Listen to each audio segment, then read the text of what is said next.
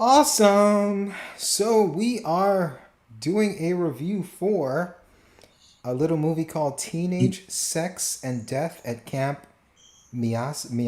Miasma? Miasma. I don't know if Miasma? it's miasma or miasma, but I think it's miasma. I think they Miasma. call it miasma in the movie. Miasma. But I think it's miasma if you look at Well, it outside the movie. Because it's an that's actual what I would. word, right? It is, yeah, Yeah. yeah, Miasma is the actual word. yeah. But That's they what I say would have thought. miasma in the movie, I Yeah, think.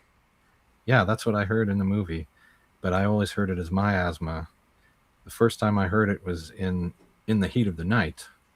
I don't know if you remember that movie and book, but It wouldn't be you if you didn't reference something that was yeah, at least 50 years but old. But go ahead. basically, the one character's saying he's trying to describe the night, the atmosphere, and he can't think of the word. And then Virgil Tibbs says it's miasma. That's the word for it. And it basically means like an oppressive cloud of pollution or something like that. But it Dirty and also, like icky. yeah, Yeah. but it also gets used to describe a state of mind. Like you've got this miasma hanging over you, like you're depressed, you're unhappy. There's something not Dreary. right. Yeah. Yeah, yeah.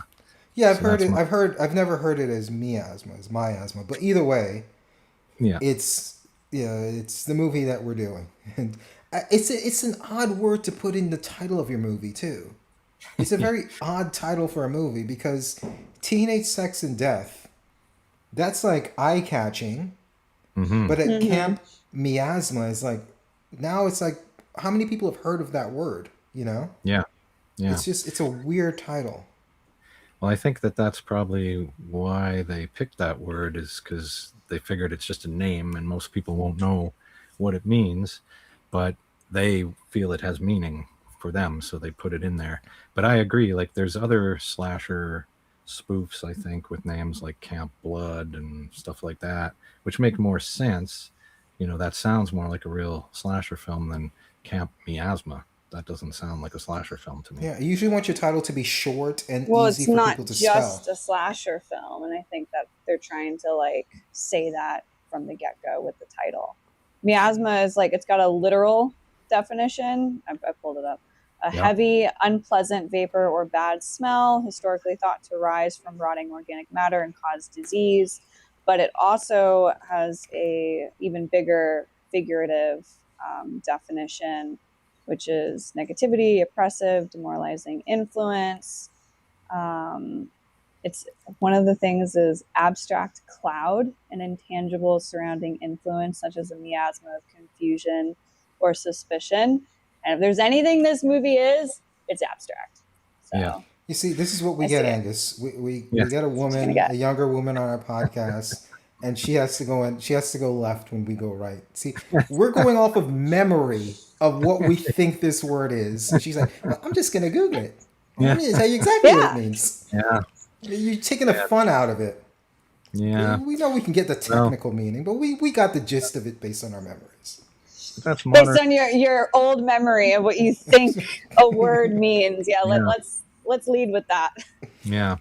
Well, that's modern conversation. We used to just talk about stuff and wonder, oh, gee, I wonder.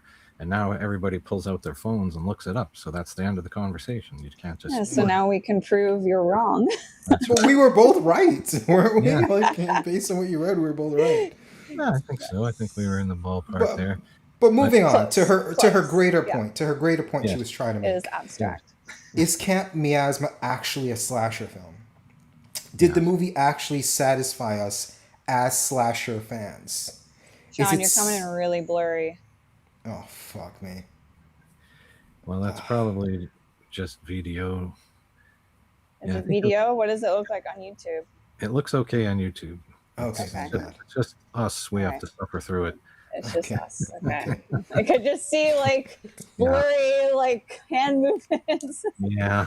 My soul was Yeah. leaving my body as he said that. That's right. You're covered in a miasma of things. You're just, Well, Miasma, so yeah. that begs to question what constitutes a movie as a slasher movie? What does it have to be considered a slasher movie? Well, I feel like I have to go over that again because I was just completely cut off by like the bad reception.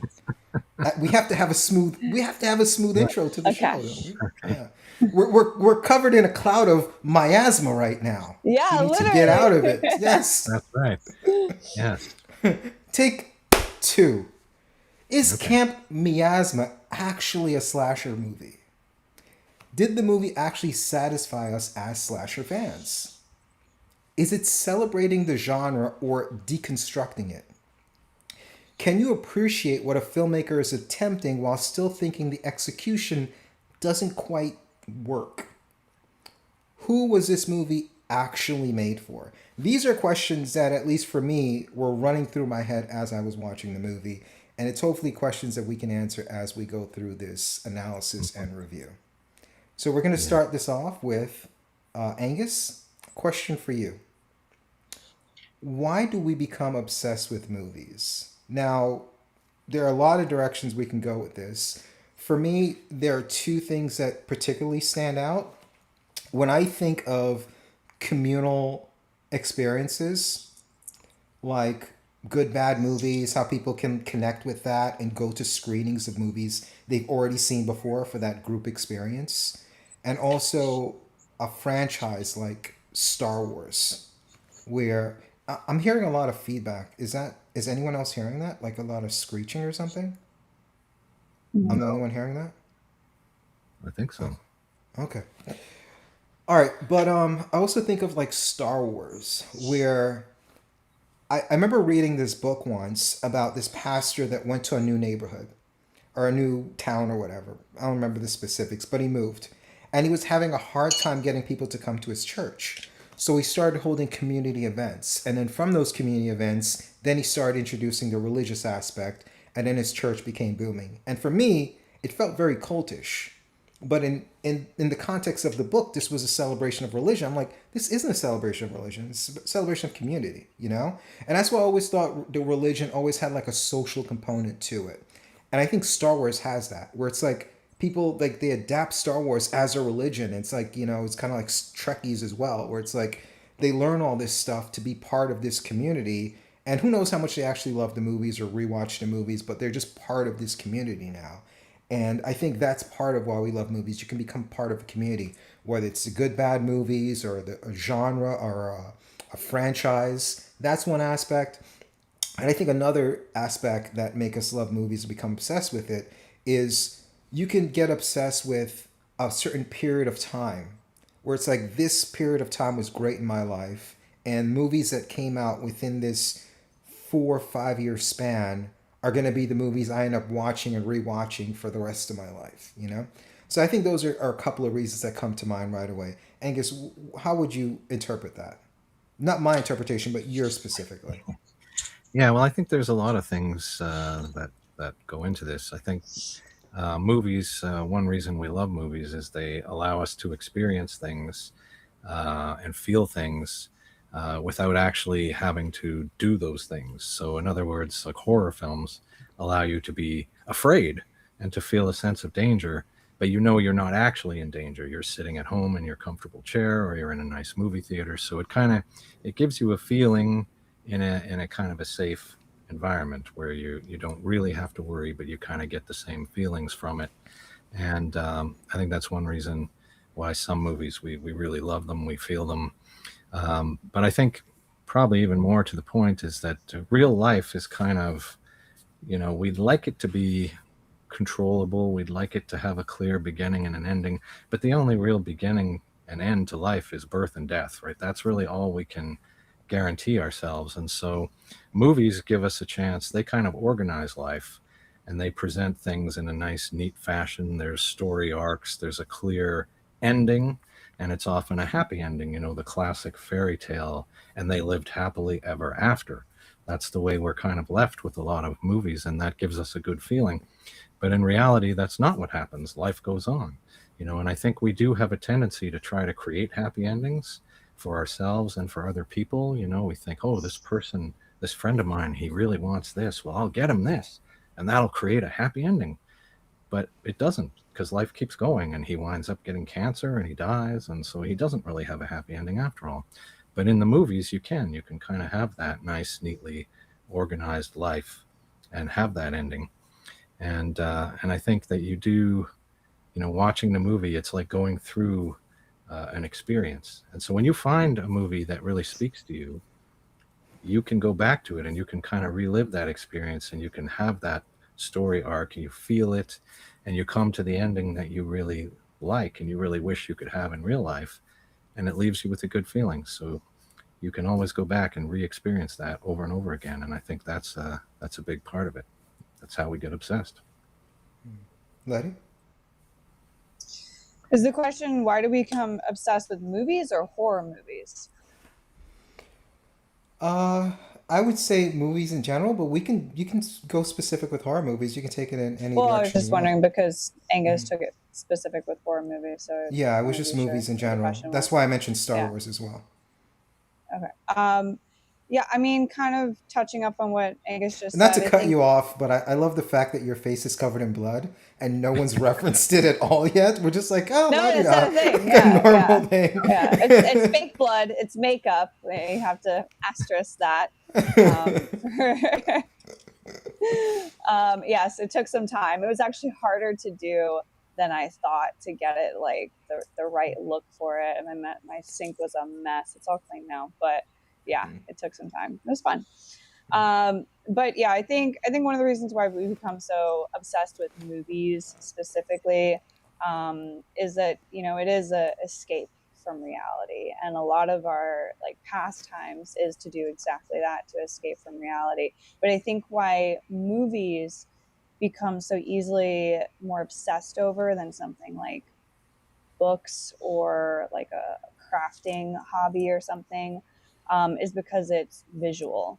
And visuals really sit in our brain and help us like kind of go somewhere else as far as trying to escape our reality more than anything else. So I think similar with music as well, but when with movies you have soundtrack in the movie, so you've got the music element to it and the visual element, and there's a lot of the movies are about us, so there's a connection to it, there's a familiarity. It always explores like the human condition and spectrum of emotion, so it's easy to get absorbed into it and oddly enough escape, even though it is so similar to our day to day. So I think that's a big reason why it's easily obsessed over. Interesting. Okay. I'm sorry, Angus, were you about to say something?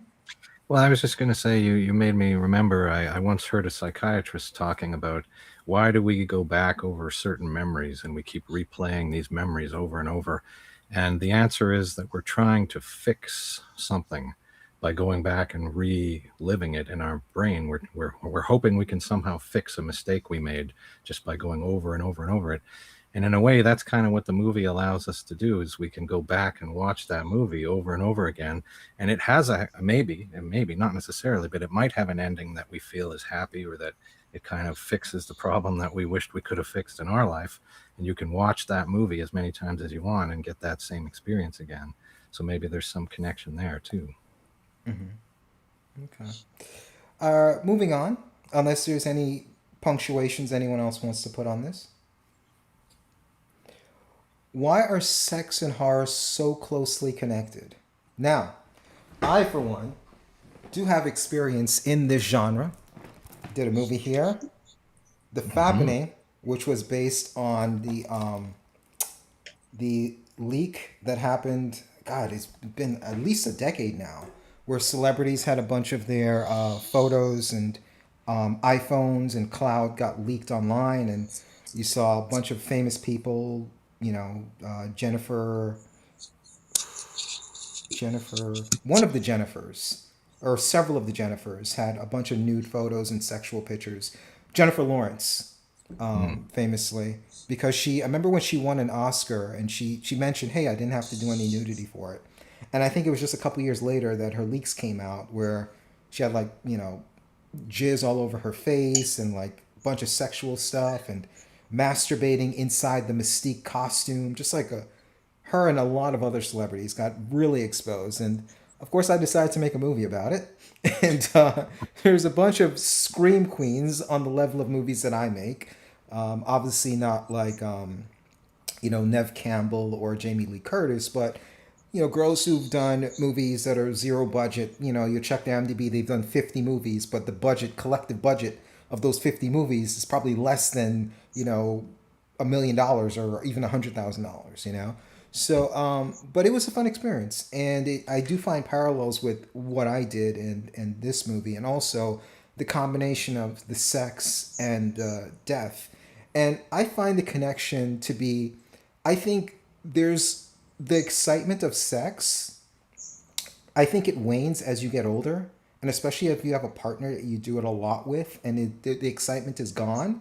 I think there's a certain excitement and adrenaline rush when you connect it with death on screen, and it rebuilds that connection of you're a teenager. Like, are you gonna get caught? Is she gonna say? Are he gonna say yes or no?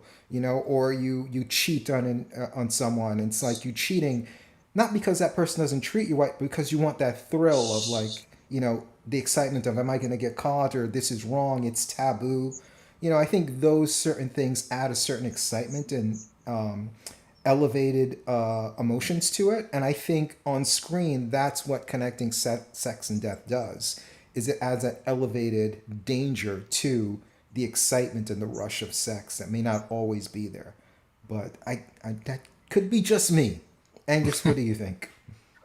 Well, I guess for starters, I have to say that I think one reason that they're so connected is that they're both very commercial things that Oh, appeal you're to gonna young take people. all the fun out of And it. so, the studios and the filmmakers, they figure, okay, we put a lot of sex in here, we put a lot of horror, a lot of gore, a lot of violence. That's commercial. We're going to make money.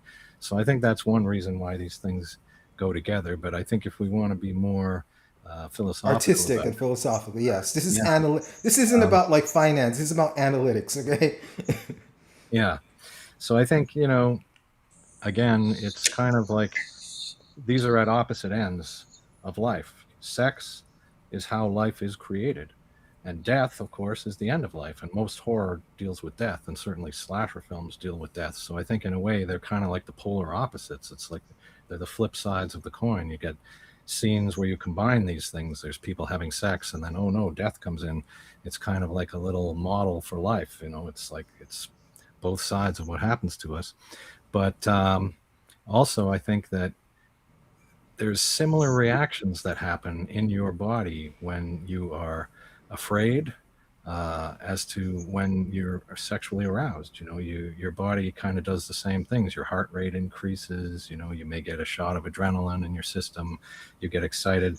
If you're, you know, being turned on, but you also get that if you're afraid. You get it on both sides, and so I think there is a weird connection there, and I think some people may in fact get that mixed up, and that may be playing into what this movie is about as well.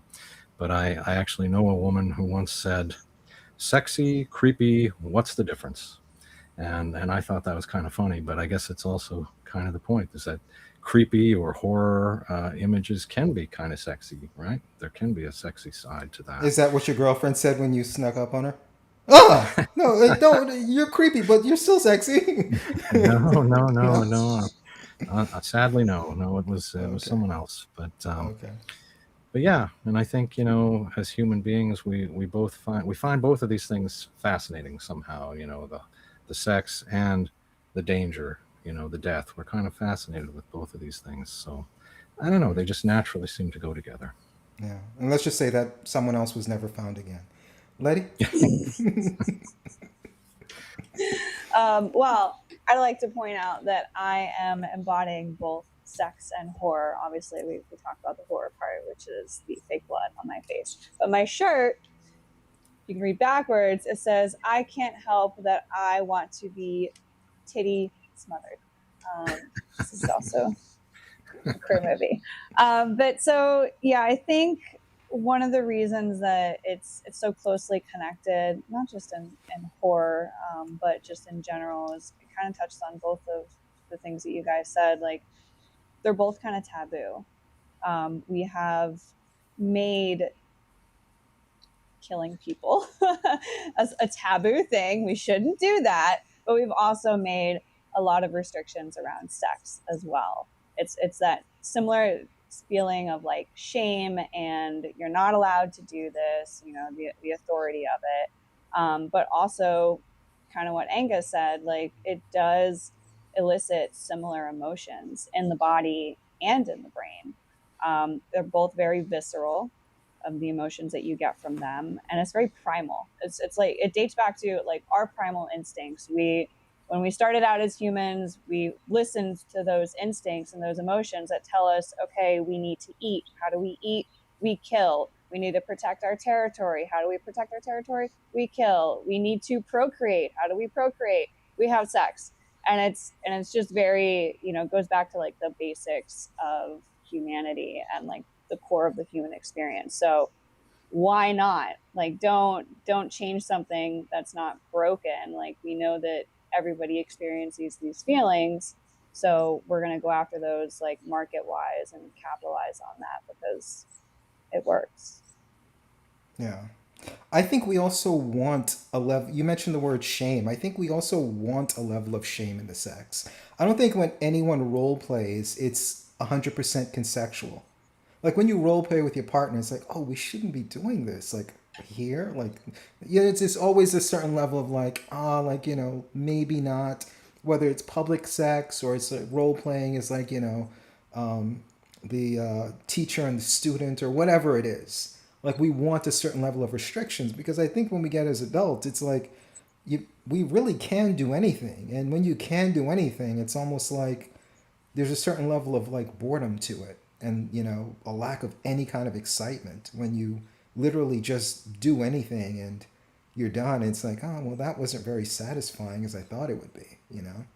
So Well, I don't think you do anything. We definitely have real world consequences for no, I things don't that are mean non-consensual no, for like no, no, killing no. people. I mean anything consensual with your partner. That's why we role play in a sense that like, oh, like we shouldn't be doing this. We role play non-consensual aspects of it. But I'm saying Yeah. consensually, when you get to a point where you're consensually doing basically anything you and your partner can think of, there's a certain level of boredom. So you kind of want to imagine restrictions around you or put yourself in situations where it's like, if we get caught, there are certain consequences. Yeah, recreate those same feelings that we have now robbed ourselves of in order to save humanity.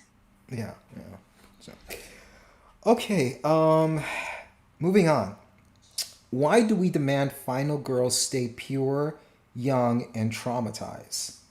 This is interesting because with the final girl, what do we actually care or think about what happens when they survive? Because I mean, it's a happy ending in a way, in the sense that Texas Chainsaw Massacre, yeah, she lives, hooray! But I mean, she's really effing traumatized. Like all of her friends have literally been slaughtered. She's covered in blood like Letty, but she survived. So it's like, what does that really mean? And why does she have to be the virgin? Why is the virgin the one that has to live? Or the one that doesn't do drugs or doesn't drink? It's the one who stays away from all those dangerous or taboo elements. Is it the Madonna complex? Like, what do you think that is, Angus? Well, I'm not sure entirely what that is, but I do think that again, if I look at this in sort of a pragmatic kind of way, I think that one of the reasons that we see this all the time is that the movies that kind of started it, that's what they did. Like Halloween, you've got Laurie, and you mentioned Texas Chainsaw Massacre. They ended with a final girl, and they ended how they end with her, fairly traumatized. All this bad stuff has happened. So I think a lot of the other movies just kind of followed suit. They just kind of copied it. So I'm not sure if it was really a sense of, oh, we have to do this. Like I don't know if society demands that we must see this. These final girls. I think that the movies were kind of copying each other, but I do think. I never saw it that way. Like when I was young and I was watching movies like Halloween, I never saw it as, oh, she's really traumatized. The rest of her life is going to be a mess.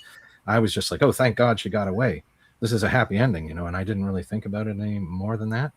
And it wasn't until later on when I read a book where the guy made that connection and said that the final girl, there's often a sense that her life has been forever changed and that she's traumatized. And I thought, oh, okay, yeah, I guess so. And when I rewatched the movies, I could kind of see that.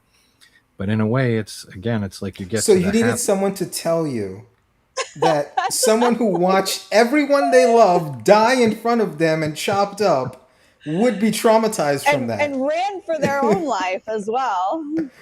You Yeah, didn't well, think that there was any trauma to that at I didn't all. see it as a trope of the genre. I just saw it Mm. as, oh, she defeated the killer, she survived, happy ending. I didn't see it as, oh no, the rest of her life's going to be a mess. But I think it's also partly because we get to that happy ending, and she lived happily ever after, right? It's the fairy tale thing. Like you don't really think about what really happens after that. It's just like boom, it gets frozen in that moment, and you think that's it now. She's going to be forever in this wonderful, triumphant moment, just like the hero at an end of an action movie. You think, oh, yeah, he's forever going to be a hero and he's going to be strong. You don't know that he gets cancer in a couple of years and dies. You don't know how his life plays out. So we kind of remember how that character is at that final moment of the movie, and we just think that's kind of it. So she's kind of stuck there. She's still young, and again, I think Hollywood, of course, likes youth, and they go and they want the youth market, so that's why they like to keep these characters young. But but yeah, we do see some older ones too, though, right? Like Laurie, Jamie Lee Curtis in the Halloween films, we see her age, and even H2O, she's a mother with a teenage son in that one, and so she does get to go on and go through life. We see others as well. I've seen other movies where there's kind of like a mother who experienced this, and then now her daughter is going to experience this. Um, so I think it's out there, in terms of final girls growing older. But I think generally speaking, the movies end, and that's it. We just don't know. We don't know what happens.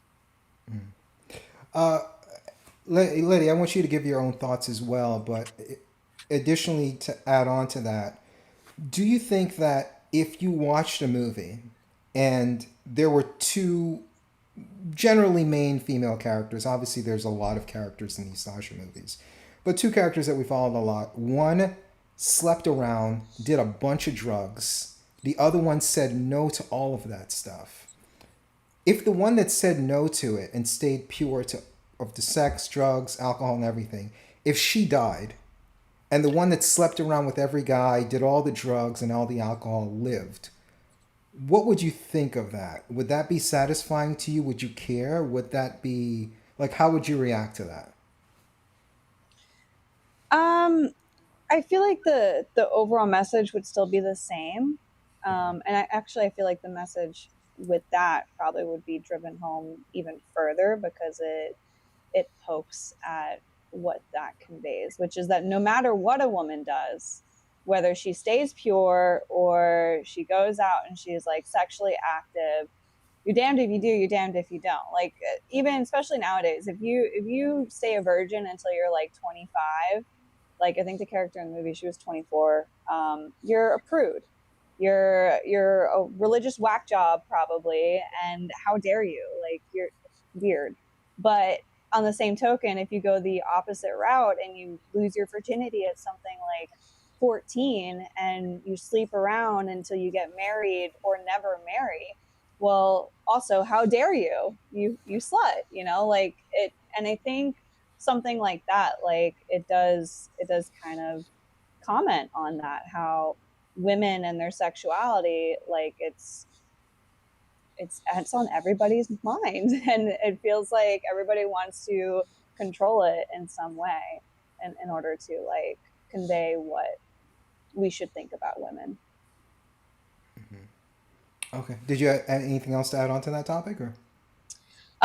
Well, with the final girl stuff, one, it makes sense to not kill off the final girl until you're ready to like give us a new heartthrob, basically. I mean, you have so many sexual overtones in these movies with the final girl that you're creating a fan base for her. You want everybody to root for her.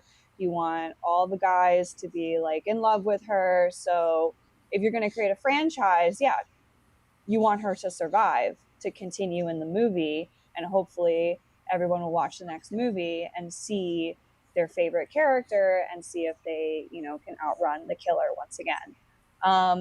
Angus, I am so surprised that at the end of these movies, you do not think that these women are traumatized or like that they're gonna go. Like, I've never watched any of these movies and gone, yeah, now they're gonna have their happily ever after. I've never seen it as like this big, like triumphant, like, yeah, they defeated the killer. Like, thank God, like, good for her. Like, wow, she survived. But it was like, it's exhausting. It's traumatizing. It's like, and I feel like if they were to do anything differently, that it just wouldn't be realistic. Like, of course, if you watch all your friends and family get murdered in front of you, you're going to be traumatized for the rest of your life. Even if you don't, even if you are just, you get attacked, and you run away, but you still like run away with your life, but you still get attacked and injured. Like, that's still traumatizing for the rest of your life. So I feel like if they didn't do that in media, it would send the wrong message, and then we might be influencing people to go out and do things that they shouldn't be doing. And I think the same thing happens with like the purity and the virgin thing, or being a slut. They're kind of doing, they're taking into context that society is watching this, and we need to be careful of like the messages that we send. Not so much as like a, not necessarily saying that like the filmmakers really care that much as the people who fund the movie in Hollywood going, yeah, no, we can't like let this fly, because then people are going to want to be copycats and, you know, stuff like that. So I think they do kind of have to follow societal expectations and rules a little bit with media. Yeah, I want to follow up on that a little bit as well. I do think it's not just, oh, this will make more money or this is being socially responsible. I think us as an audience, even if we're not puritanical, even if we may do sex, drugs, and all that other stuff, I don't think we want to see representation of, oh, when you do the right thing, you still get screwed. Because that's life. Like in life, I think we all feel at different parts of our life or different times in our life, we did everything right, but still we got screwed in the end, you know? And you don't want to see that on screen. That's your escape. You don't want to see someone who does the moral thing, does the right thing, and does the responsible thing, then get punished for it. And the person who just slacks the fuck off and does whatever they want gets rewarded. I don't think we want to see that. Forget about, you know, producers trying to make money. I think us as an audience would reject that, whether consciously or subconsciously. I don't think we want to see that behavior rewarded, because there's a part of us that's like, fuck, like, you know, I'm not puritanical, but I don't like that feeling of doing the right thing and still getting screwed. But And that's I what I'm use I use saying. screwed, pun intended. Go ahead, lady. I'm They, sorry. but that's what I'm saying with it. Like, they do have to keep in mind, you know, the societal, the culture of the society, which it is puritanical. We do have puritanical roots, because I mean, you just said it yourself, the right thing, aka not sleeping around. So it's ingrained in our culture, and it's ingrained in the way that we think. So if they do go against that, you know, it's not going to be received nearly as well. It's like, even in Europe, like, their media is a lot more promiscuous, because it is not, even though it started over there, they've had much more time to like deviate from it, I guess. They've It's not nearly as like puritanically driven as it is over here. Okay. Angus, unless you had anything to add, you did? Well, I just have to say that, you know, as an adult, I understand these things about the trauma of the experience. Oh, But when I was a you're just kid, gonna be defensive. You're not adding to the well, point. no, You're I'm just just defending saying, yourself. I'm just saying, as a kid, that didn't occur to me. And you have to remember, too, at that time, we never talked about trauma. You know, they didn't tell us about that. You Oh know, yeah, that's right. it's Your like, generation. just suck it up. You know, get back out there. I don't care if your leg's broken. You just get back out there. So we were not taught about that stuff, and it didn't occur to me as a kid. But yes, as an adult, and I think I did take it in the sense of, yes, I know she's upset and everything, and understandably so, but I didn't see it as now she's going to live the rest of her life with trauma, because that was something I did not know anything about. That was a foreign idea to me at that time. So, but I agree with I'm sorry, everything. Angus. I'm sorry. Your feelings were hurt. Yeah, it sounds like you've had a tough You don't childhood. have to be defensive. It's okay. No, I'm not being defensive. I'm just trying to make clear Defend your what I. point. Yeah. Yeah. Well, You're not being I want to see. defensive. You're just defending your point. I get it. Okay, moving on. What does a horror villain actually represent? This can vary from movie to movie.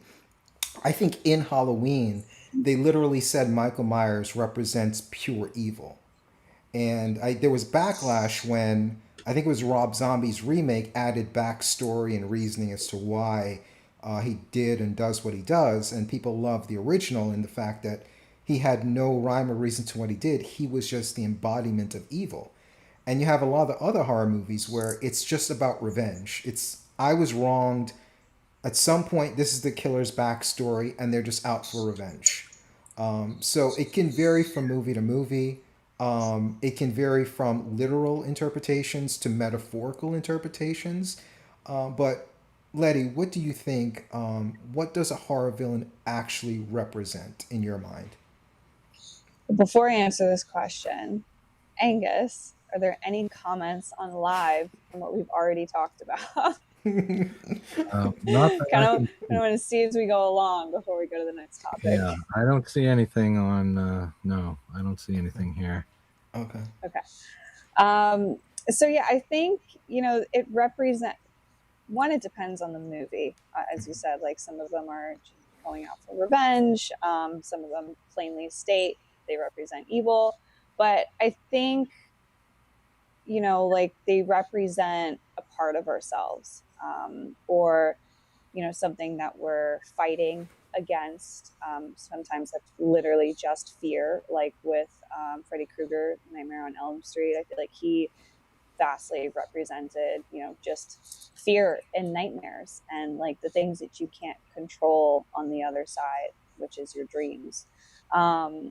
And there's like a connection with that and a familiarity, which is why we become like so attached to the villains. Yeah, that's what I think that they represent. Angus? Well, for me, this is maybe not quite. I don't know if I can explain what they represent, but I think in a lot of the movies, they wound up being the most interesting characters. Because a lot of the other characters were interchangeable, they were forgettable, you didn't like them. But the killer, he had a lot of personality, and so you were almost rooting for the killer in some of these movies. And so I think that's why they kind of became these horror heroes that people wanted to go back and watch over and over again, because they were actually the exciting, interesting character in those movies. Yeah. Do you think that's because it's taboo to be the killer, and that makes it more like exciting? It's a type of person that you can't actually be, or you think about, but obviously society would have consequences for you. Well, I think that's possible. I think a lot of movies are kind of vicarious experience, and so you could watch a movie like that and think, wow, I could be free to do whatever I want. I could be a killer, but I don't know whether, I can think be most free to be a killer. That's That's your excitement dance. I can be free to that's be my a killer. excitement. Yeah, hey, yeah, stabbing maybe. I don't know. But yeah, I think they were just, they were just the most exciting characters. They were kind of cool, inadvertently. I think you'll relate to this, Angus, because this is something that I learned with writing, is that people gravitate towards characters that are good at what they do. Mm. And I think that's with killers. Like if you have a killer that's unstoppable, that has all these creative deaths, people gravitate to those type of characters that are just, oh my god, like how is Freddy gonna kill this person in their dream? Oh my god, like how could they not outrun Jason? He's so slow, and they admire them because like no matter what the victims quote unquote do, they can't escape this unstoppable force, and people like to see someone do something really well on screen. Whether they're good or bad, if they're good at what they do, they become a compelling character on screen. Yeah, that's true, and I think they're also active characters. They're actually doing things. They're taking the initiative. They're killing people, whereas a lot of the other characters aren't really doing anything. They're sitting around. They're smoking a joint. They're playing strip poker. Like they're just kind of filling in time until he shows up to kill them. So they're you can't really admire that in a way. Like, you can admire someone who's really getting the job done, perhaps really active, Getting the job done. getting that job done. I think the music also plays a part because whenever the villain shows up, there's usually some like really cool music that's going along with it. And I do remember I remember parts of the music more than I do the actual scenes that they were from. Yeah, it's hard to get engaged with Jason if you're not hearing that iconic dun dun. Yeah, or like Yeah. Jaws, dun dun Yeah, dun dun dun. dun. Like the music yeah, is. You're right. It's a huge part of that as well. So absolutely, yeah. next, when does fantasy become reality? What happens when the fictional world we love starts affecting the way we experience real life? Letty? Danger. Danger, danger, danger. So when it starts to, influence your everyday life, influence your sexual interests, your day-to-day interests, your hobbies, your work, I think, it's okay to have it like bleed over a little bit, but when it gets to the point of obsessive or violating, societal norms and societal laws and go into like a morally dark area, that's when it becomes dangerous. um, it could though lead to like a creative phenomena happening when you do blur that line, and that's where I'm saying like I think it's okay to do it a little bit, to go over that line, and also we're not very good at following rules, so we're going to do that naturally. But as long as you don't let it go too far. Um, Have you experienced any of that in your line of work? Has those lines ever been blurred? all the time. Yeah. Yeah. And then part of my work is to keep it from going too far and being the one in charge to like reel it back. And so that's something that I do for other people. And then for myself, I just have to be really conscious of that as I'm doing something like role play or conducting a fantasy. Is that like it's kind of like being the filmmaker and director and actor all at the same time. Angus? Yeah, I agree that there can be a danger when the lines get blurred, and there were a lot of true stories that came out years ago about people who were so obsessed with things like, say, role-playing games like Dungeons and Dragons, and they would get so obsessed that when their character in the game died, they would commit suicide because they Yeah. couldn't live with the fact that their character had died in this game. And they heard similar things about music and about movies, that they were causing people to do stuff, you know. And I think that one reason why it can kind of get blurred is that we can kind of use movies as a model for our own lives in a way. We can learn from movies. You watch what characters do in movies and you think, oh, that's how you do that. That's how you get your way, or you say these things, you do these things. You can kind of model yourself after the movies, and you can kind of use them as evidence. And some people like the fashions and they'll dress like that, but so we sort of see the truth, I guess, in the movies and try to apply it to our lives. But it can go too far, and it's not always good. Characters in movies aren't always doing things that we should be doing. Not always a good idea. It may be fun in the movie, but if you try it in real life, you find that, oh no, people don't like me now. Things don't go the way you hope they go. So, but yeah, I think that, but yeah, definitely movies can kind of affect reality in that way, that people kind of take things from them. But I don't think it's true that, movies can cause you to become a serial killer or something like that. I know they've accused movies of that, but I think even though some serial killers may like watching horror films, I think they're already they've already got a problem. They're not becoming serial killers because of horror films. I think they're just recognizing some truth in there that they identify with. Maybe they're just enjoying it, but it's not actually turning them into something. So I don't want to suggest that. And just to circle back to a movie that we already covered, A Clockwork Orange, where Stanley Kubrick actually had to pull A Clockwork Orange because of copycat crimes and because of Yeah. threats to his family, because that line got blurred. And whether these people would have committed the crimes with or without the movie, it still affected his life. And the movie didn't get a release again in the UK until after Kubrick died.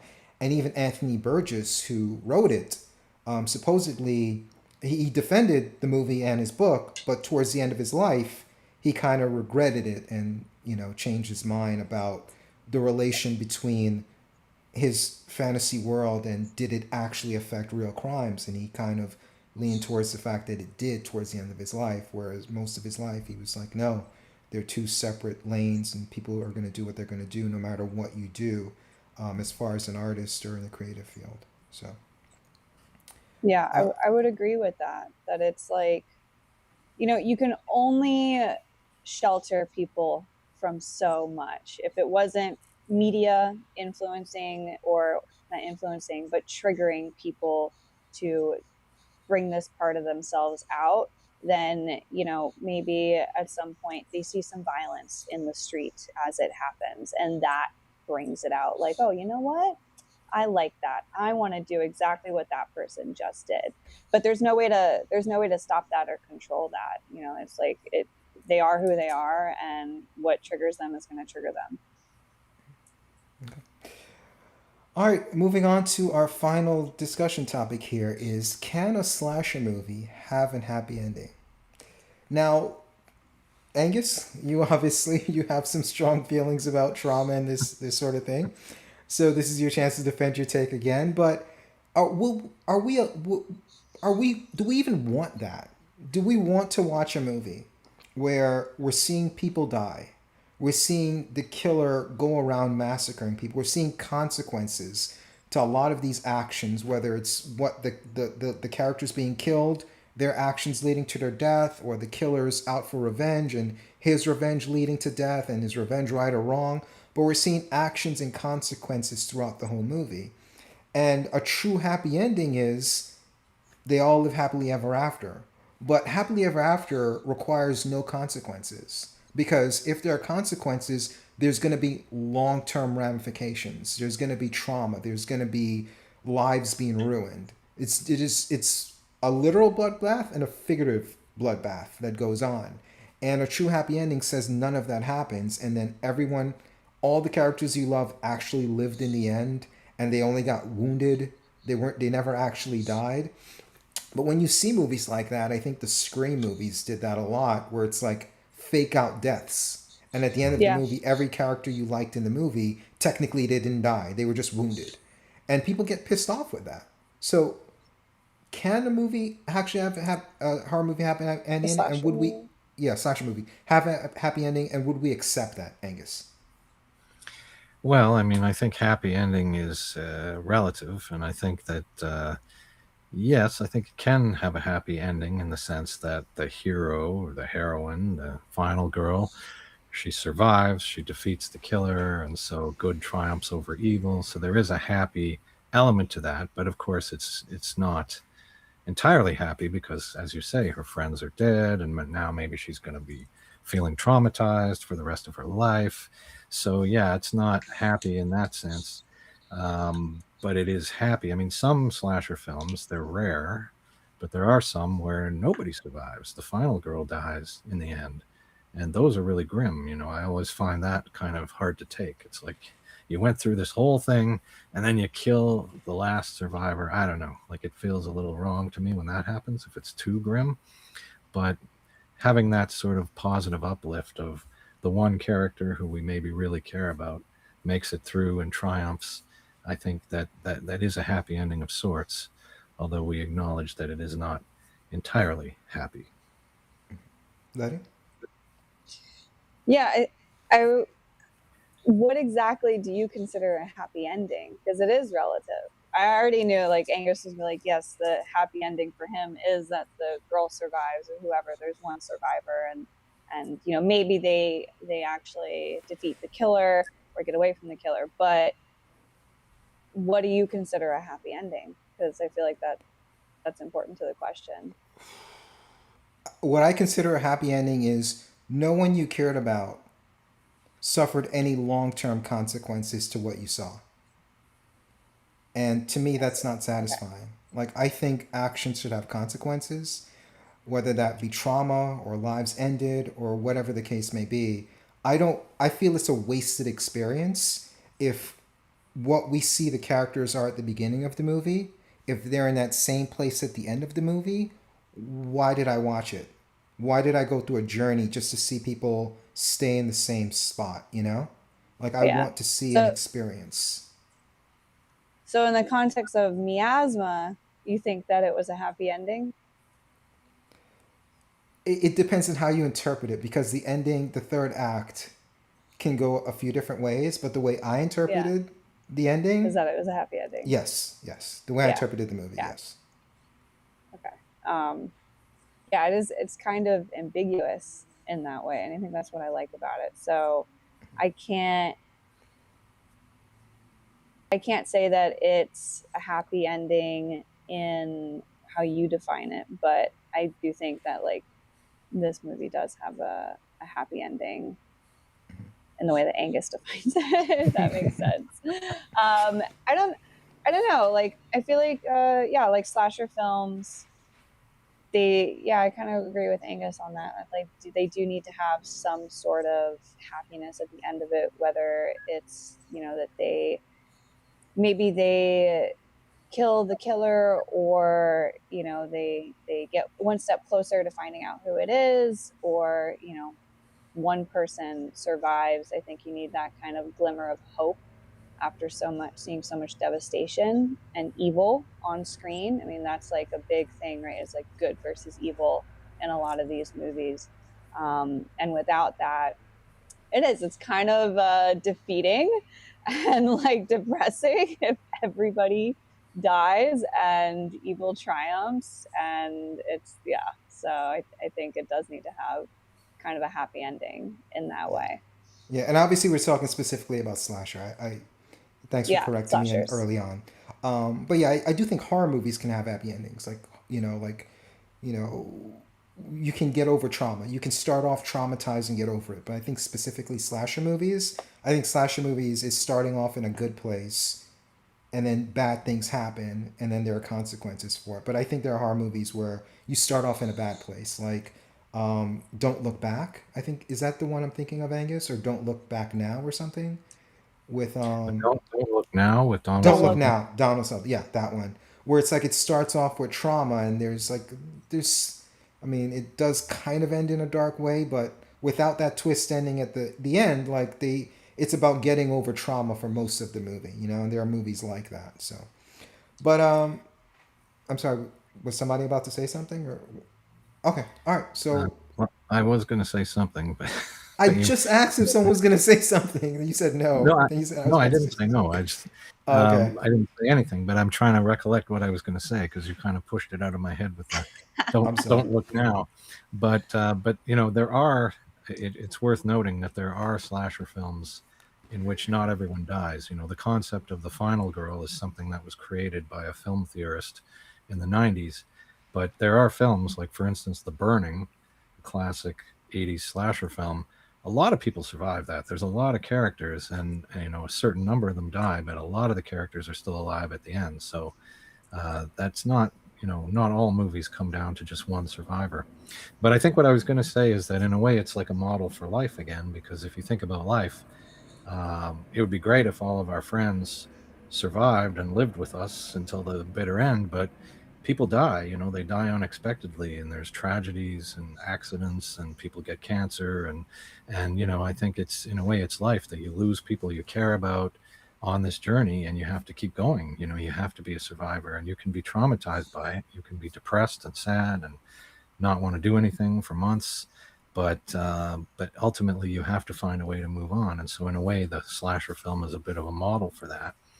And I think what you were saying about, I think older horror films, it was rare that people died. Most people would survive them. It would be a horrifying experience.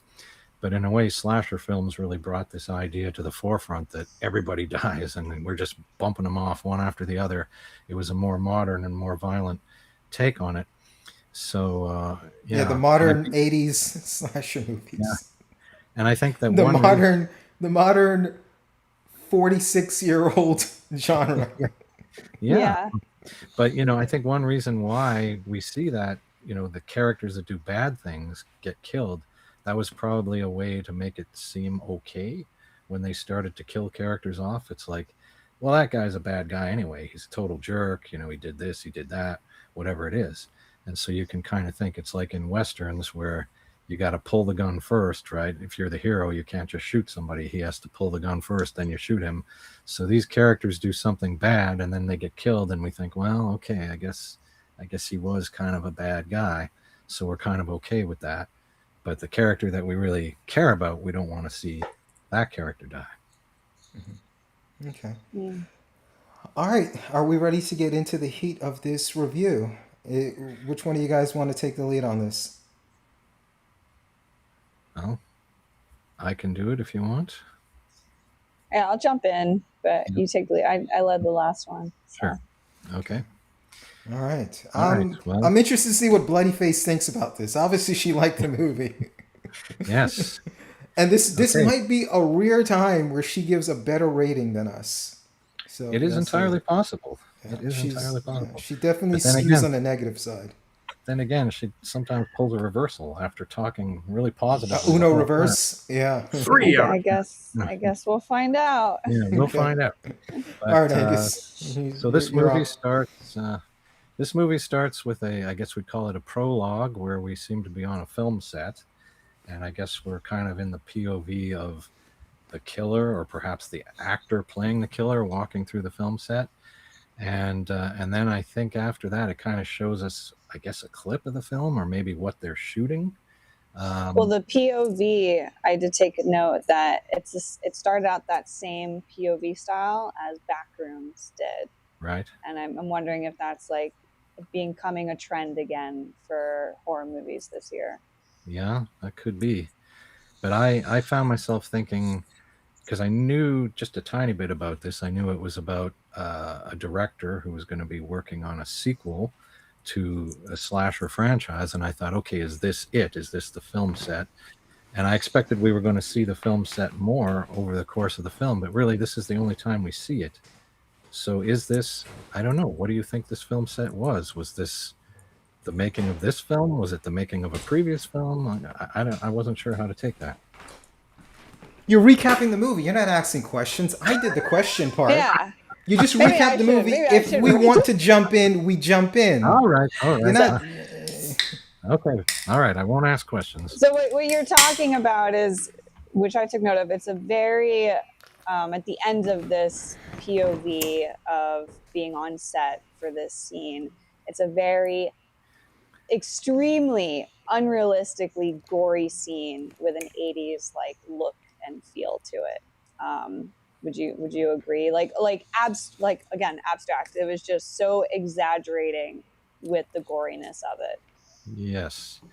Yeah, in fact, I would say it wasn't authentically 80s, and that it was way, way gorier and over the top than you would have seen back then, to the point of, yeah, almost parody in a way. Like, yeah, like satire. Blood. Yeah. So and then the opening credits. Yes, so the opening credits, I think... I want to jump in here.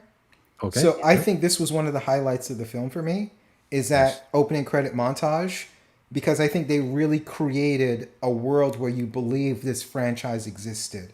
I like the details and the articles and the videos and the video game and the PSAs. I thought there was a lot of great detail into that montage, and that was a highlight for me of the film. Yeah, for me too. I thought it was extremely well done. I thought those lobby cards looked so authentic to the point where I could believe I saw them at some point. Yeah, it was. I was right with it at that point. I thought this was a really great opening. And And with the opening, like, one, yes, very creatively well done, get a ton of information about the background context of the movie just in the opening credits.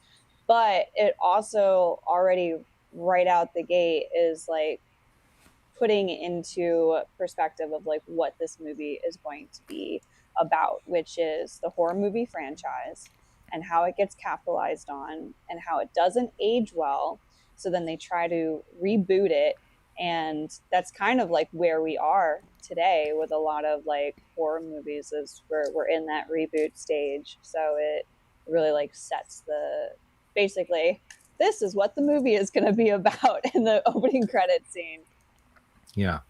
And it's so clearly a takeoff on the Friday the 13th series, like with all those boxes, and part 3 is in 3D, and they've got a new beginning and all those things. It's so exactly, and even there was a Manhattan thing, right? One of the bad reviews about the little death going to Manhattan. This is terrible. So yeah, I mean, it was so much Friday the 13th. You know, it's so clearly a takeoff of that. So after that amazing sequence, it's Tuesday, and the director of this movie, this upcoming movie, Chris Williams, is at a gas station convenience store, and she's on her phone talking about the actress from the first movie, Billy Presley, and she's talking to a friend, and we learn that she's in some kind of a relationship with a bisexual king named Thor. And Chris buys a lot of candy, and she finds a DVD of Camp Miasma 6, A New Beginning. And the cashier behind the counter seems to be giving Chris the eye. What kind of eye? An eye of interest. Eye of interest. When I saw this at first, I was kind of confused. I didn't understand if the cashier was maybe a fan of like the movie, and maybe she recognized her as a filmmaker. But then later on, when I realized that like she's new to this movie series, nobody would really know about her yet. Then I understood, again, right at the beginning of the movie, they're setting the tone for, you know, lesbian interest in the movie, and so the cashier was giving her, yes, the ooh, I like her eye. Yes, that's exactly. Even with the compliment, the hair compliment too. Yes, that's exactly what I felt, and also having the detail in there about the bisexual king, Thor, and you know, we're already being prepped for this world. So she goes to her hotel and she asks about DVD players. And, I want to step in here. Sure. She later on in the movie claims she watched this movie like 100 times. How does she not recognize that Clerk was in the movie? At first, I was like, oh, she didn't recognize him because he joked and said, oh, you know, I lived in a neighborhood, so they let me have a small role. When we see the movie in the movie, he's in a few scenes, and he also ages in the movie, so it seems like he's in multiple movies because He's one a of the big movies, character. yeah, one of the movies end with him saying, oh, we got rid of him for good, and then we see another movie where he dies. So how does she not recognize him? And that's where, in hindsight, when you watch the whole movie, and even towards the end, I gotta watch this movie again to understand it properly. But in hindsight, it's like, okay, at what point did reality become I have a fantasy thought, for her? but we'll get to when we get to the Did point it in the movie. did it start as early as greeting the cashier? I don't think Because so. she didn't even, how did she not recognize him if she's seen this movie a million times? So, but it makes you question things like that, because I don't think that was an oversight. Everything in this movie was so deliberate. Yeah. The cashier though, the Clerk? hotel guy, Yeah. the hotel clerk. I thought it was weird that he didn't know what a DVD was. Yes. And I was starting to question then, okay, wait, what time period is this? Is this like far in the future where DVDs are phased out, or is this too far back with the VHS tapes? So I was kind of confused. I didn't want to mention that as well because I didn't want to seem nitpicky, but you're right. Not only did he not know what a DVD player was, But if you listen to the music cues, it makes him sound like he's gonna do something sinister. Yes. And all he does is hand her a DVD player. I'm like, Well, Yeah. the Yahtzee thing, I think, and I wanted to ask you guys about this because I didn't. Yeah, you guys have watched much older horror films than I have. I didn't know that felt like a subtle call out to like a past scene in a horror movie where they say Yahtzee, because I like it felt so familiar. I felt like I had seen it in a scene in a horror movie, but I couldn't place it. Yeah, I don't know. I didn't recognize it as a reference. you mean him but saying Yahtzee? yeah. No, Yahtzee's just like it's just like Yahtzee. I got it. Like It's like saying bingo or Yeah. something like that. Yeah, he just found it. But Do yeah, you I wanna don't Goo- recognize it do you from wanna- a do horror you- movie. No. I think I will. You want to Google it because that's your thing. I don't But recognize it. without Googling, Yahtzee's just like huzzah I know or what Yahtzee bingo is, or yeah. Yeah. It's not a reference to Yeah. movies or anything like that. It's just No. like there we go. I got it. But incidentally, that actor is Kevin McDonald. Who Kids in lives the Hall, here. right? Kids in the Hall, yeah, and he lives here in Winnipeg. And he's in a lot of movies that are shot here. And so when I saw him, I went, "Oh my God, was this shot here?" And Scary I Movie 3. Scary Movie 3. It's famously said in the horror comedy spoof Scary Movie 3 during a hilarious and chaotic parody. But you're looking up the scene. wrong thing. What does Yahtzee No, mean? Yahtzee. What does it mean? No, then? we know what Yahtzee means. Oh, well, that's In it's the not about the context movie of the- reference.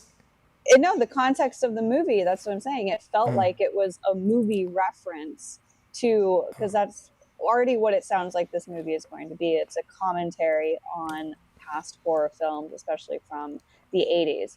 So we're getting closer, but the fact that it's in Scary Movie, which is a I parody think you're reading on too Scary much into movies, it, though. I think you're. I Reading don't think too much so. I think you're not reading into it enough. Says the woman with blood on her face.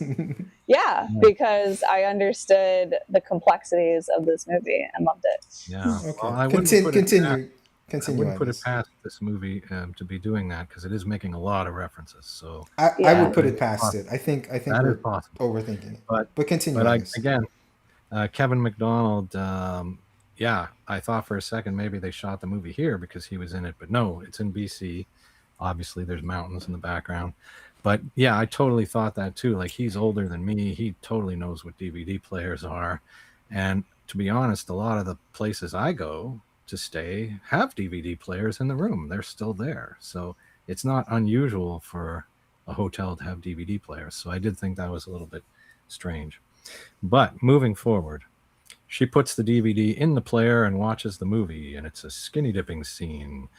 I thought that the funky porn music on the soundtrack was out of place because I don't think they ever played funky They've porn never music. played porn music in. I mean, they play scary music because the killer is coming after them, right? They don't play, yeah. So I thought that was a weird choice. And then we skip to the end of the movie and we see McDonald as the cop. So he is in that movie. He's also in the first movie. We find out later. Wait, before we go to the cop thing, and I figured neither of you would pick up on this, but she did the popcorn candy trick. Yes. Yeah, I saw that. It's something a lot of people do. The savory sweet. Yeah, well, it's become like a currently trending thing to do at the theaters. So that was like an audience call out that it seemed. Like It's not super new. A lot of people do that. The savory sweet aspect of the popcorn. Yeah. But it's something that is currently trending. Okay. So Well, that's making a comeback, I guess. Yeah, I did not pick up on that. So What's old is new again. That's Yep. great. And I've done it. I think it's disgusting. I've never done it because I think it's disgusting. It's disgusting. I did it because I saw it on a video and I was like, oh, that looks so interesting. Like, let's try it. And then I was like, this is too much. This is way too much. And now I have to get through all this popcorn to get to the sweet parts. And I'm just like constant. No, I don't recommend. Okay. So then at the end of that movie, the final girl says a quote, which is going to become familiar. It's never over. He's still down there. He's still hungry. And we do see the arm come out of the lake. So then we get some GPS comedy as she's trying to find the place where she's going. Another audience connection. Yes, I did find it funny, I have to say, when it said she had arrived. So she So arrived. again, what time period are we in Yeah, with these kind of, we've got the DVD player, but GPS in cars. I don't remember that being around when we had DVDs. yeah, So it kind of sets the, I guess because it is I already think we're putting in us in a present day. different world. I think we're in present day. Why Is are we it not on the present same day? page with this not being present day? I'm confused. Because DVDs? Who has DVDs in like a gas station anymore? Well, I think they're trying to say that it's like they're moving far away from the city, and people are the further away from the city, the more backwards people are. You know. So I think Okay. that's what they're trying to say. It's like, oh, like because later on when she asks for Wi-Fi and they laugh at her, I think they're trying to Yeah, imply yeah, the yeah, yeah. further away from the city you get, the further away from modern technology you're going. And you can see I don't go outside the city much. Yeah, I think that's I do all want it to pause was. here though. I have to use the bathroom. Sure. okay. Turn off the mic because I know you guys got feedback last time. Yes. Good idea. Yeah, so yeah, DVDs. I mean, they're still around, and I mean, there are still some video stores out there. They're rare, but it's not unheard of that you can find a place with some DVDs. Certainly, secondhand stores have a Oh lot of yeah, them. even like here in Manhattan, like you'll find places. They're like Yeah. throwback places. They're throwback on purpose. You'll even find record stores, Oh yeah. because, but it's niche. It's niche, and it's Yeah. like it's for people who want to hunt and scavenge for it. Like flea Yeah, markets and stuff like that. for sure. Yeah. Um, so yeah, I agree. I think we're in the present day, but it feels like we're in a weird timeline because yeah, the old guy doesn't remember DVD players and yeah, the GPS. I know Letty But doesn't want to hear this because she loves the movie. I just think that's writing errors. They want to amplify the fact that the lead character is so obsessed with this stuff but other people aren't. So to make her stand out, people say, "What? You want that actress? You want a DVD player?" Like they want to amplify those points to a point where it's like it doesn't make sense, but mhm. making her stand out is more important than logic to a certain extent. Yeah, yeah, and I agree that there's going to be a few things that perhaps are weaknesses in the writing here. I sense pushback from Letty when they come up. Yeah, quite possibly, quite Yeah, possibly. because there are quite a few more moments where I think it doesn't make sense, but it's Yeah, only there for the sake of moving the story along and making the points they want to make. So yeah, we'll see how she reacts. yeah. I suppose I could have mentioned that when she's talking to Kevin McDonald at the hotel, he tells her that they shot the original movie at Camp Tivoli, which is nearby. And I was kind of surprised she didn't know that. As a hardcore fan, she didn't know where they had shot this movie. Shh, Letty's back. She doesn't want to hear Yeah. that. But lo and behold, when she finally arrives at this location in the middle of nowhere, we see a sign, and it is in fact Camp Tivoli. Can you hear me? Yes, Loud, very loud and clear. Oh, okay, let me change it. I heard you guys talking shit. and it was talking shit. So she arrives at Camp Tivoli, which is the very camp that Kevin McDonald had mentioned at the hotel where they shot the original movie. Okay, wait. So the cop, or the guy who played the cop, The guy who the played the cop. the hotel clerk. Yes. I disagree with you, Seán. I don't think it was a writing mishap, simply because they Is this going to be like linger. Angus with his They just trauma comment? no. I think honestly, I really think this is a movie that you have to watch a few times to understand and catch every nuance that they made in it. But that scene was a very deliberate scene. They, other than the fact that she, for whatever reason, didn't recognize him, the way they transitioned from the end of that conversation to getting her the DVD player was so fucking awkward. It was so awkward. There was so much like silence left over, and the conversation ended abruptly that it it was just very strange, and that's where it makes me question, like, okay, is this the start of her reality becoming warped or whatever is going to go on in this movie? But it was, I noted that it was just a very weird conversation. Remember, this whole tangent started with, I noticed that too, but I didn't want to mention it to nitpick. And this is where it got us. That's why I didn't want to mention this it. is a nitpick movie. Yeah. But this nitpick has got us off on this tangent. But let's go. Well, Go ahead, so Angus. Let's move on. yeah, so in a way, I'm going to kind of join the bandwagon here or something, because she arrives at this place, Camp Tivoli, which she's just been Yes. told about by the hotel manager, and apparently she didn't know. And she's going there not because she thinks she's going to Camp Tivoli, but she's going there because she's going to meet Billy Presley, the actress from the first movie. So this is where Billy Presley lives, and it turns out that, oh, it's Camp Tivoli where they shot the first movie. So this is A kind movie of she where said she saw 100 times. exactly. And so this is where I kind of start to go, Weird. is this all some kind of fantasy, or like what's going on here? Because why would the actress from the first movie be living here in this place? Like, it's not reality. It's not Well, realism. we get a sense of that not reality sensation even before all the conversations that don't make sense, with when you first see Camp Tivoli. And they do this a lot. They do this throughout the entire movie, and I actually really liked it. The cinematography, they made it seem like, they made it look surreal, like almost like at some points it looked like a painting, at some points it looked like overexposed type of like hyper color weirdness, but like they made it look different quite a few times, but definitely gave this like unreal look to parts of Camp Tivoli, especially like when we first see it. Yeah. Yeah. And it was gorgeous, but Yeah. yeah. I also want to note too that the winter setting is kind of interesting, because it's the opposite of what you see in all these summer camp slasher films, right? They're never there in the winter. That's really unusual. So there is a cabin which is marked cinema, and Kris goes in and she starts up a projector, and it's a sex scene from Camp Miasma. And then we get a jump scare joke as Billy Presley arrives and introduces herself, and she says, "Sorry, I wanted to scare you." Back at her, I want to yep, jump in here. sure, I have sure, a few yep. points to make. Hopefully, Letty doesn't jump down my throat. I will.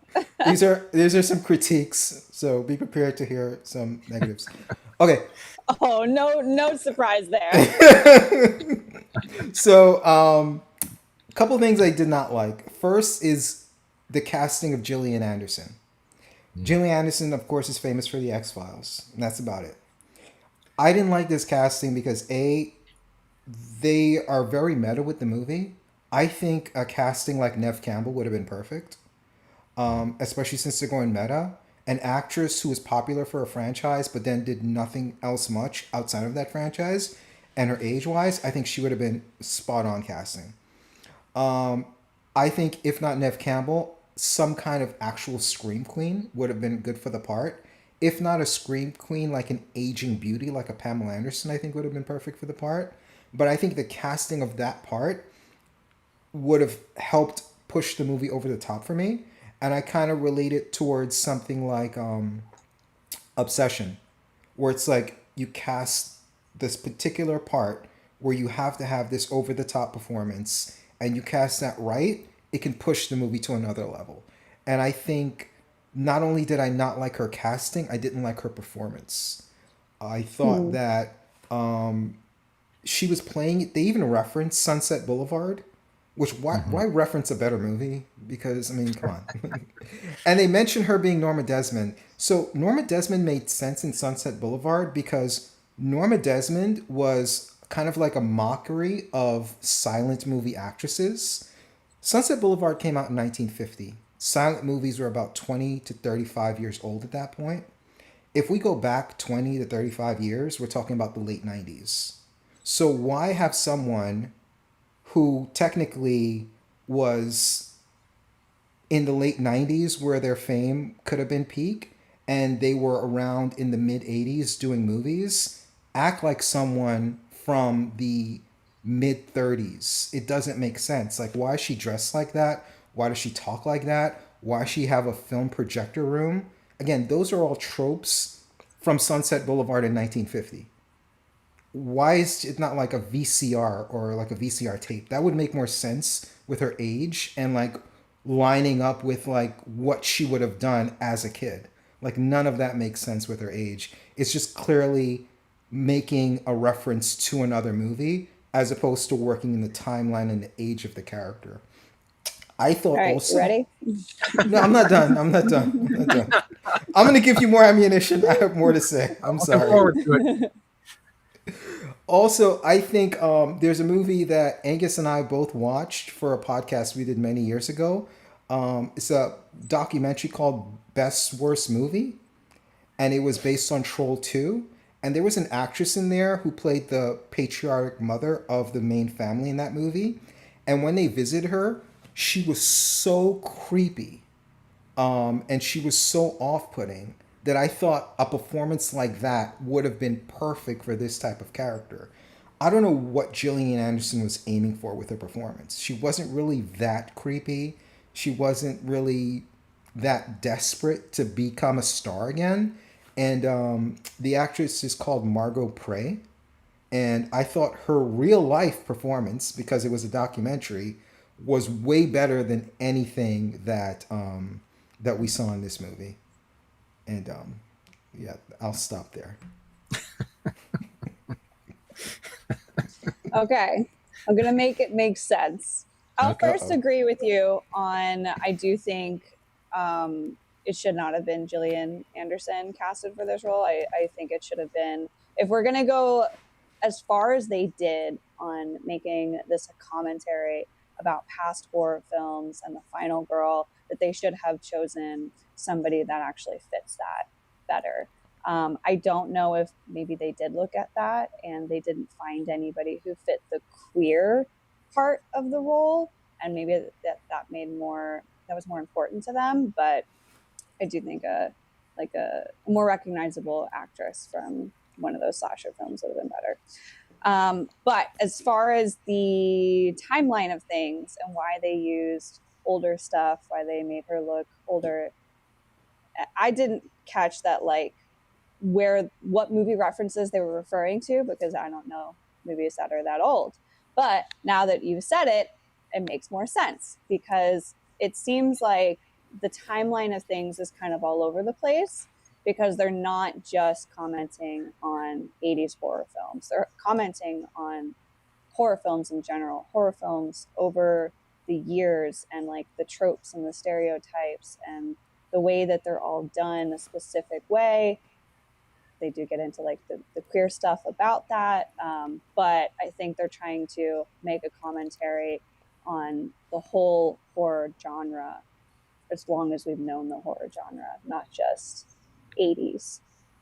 So they tie that in with little things like the 30s movies. That's it. Okay, well, I just want to mention that when I first saw Gillian Anderson, and kind of in this next scene here after the projection room where she's kind of getting dinner ready, and I just kept thinking to myself, is she doing Dolly Parton? Like her voice, her accent, it sounded exactly like Dolly Parton to me. And then my next question was, if she is doing Dolly Parton, why? Because what does Dolly Parton have to do with slasher films? Like nothing. I don't know. She's a Dolly Parton's a feminist icon. So, Okay. but Well, I don't know. Is that maybe. just because she's blonde and she has a country accent that you're thinking Yeah. of Dolly Parton? I don't Well, know if that was like a big Dolly Parton reference. Well, it sounded particularly like her. Like just the accent itself sounded like Dolly Parton to me. But and the other side of that is, I felt that her character was kind of modeled after Adrienne King from Friday the 13th, because they make a big deal that she didn't come back for part 2. And Adrienne King, she actually, after the success of Friday the 13th, she was the victim of a stalker. She had all these bad things happen to her. And there was a lot of talk about her not wanting to come back for part 2. And she claims that that's not true, that she did tell them that she was willing to come back and do whatever they wanted. And so what wound up happening is they brought her back and they kind of kill her off right away at the beginning of the movie to get rid of her. And ever since then, she really hasn't had much of a career, and she's still kind of talking about that. And so I thought, in a way, this is what they're making reference to. Now, Adrienne King is nothing like Dolly Parton, and she doesn't have a Southern Belle accent, right? And I can't even think of any final girls that have that kind of Southern accent. So it just made me wonder, why was that choice made? I just did not understand that choice. Yeah, don't have a don't have an explanation for it yet, but I'm sure if I watch the movie 3 more times, I'll get it. You'll come up with something. I'll come up with something. All right. We did kind of skim over. You mentioned meta, but they did with the calling out the jump scare. Yes. They break the fourth wall in that moment, and I feel like that was the first time that they broke the fourth wall with that. But I liked that. Yeah, that did make me laugh. So then, so she talks to... readjust your camera a little bit, Angus. You pushed it. Readjust my camera? Yeah, because on the vertical, your headspace is really big. You're almost cut off at your chin because your computer screen. Just push it down. There we go. Okay. Yeah. All right. Okay. We still talking about the dinner scene?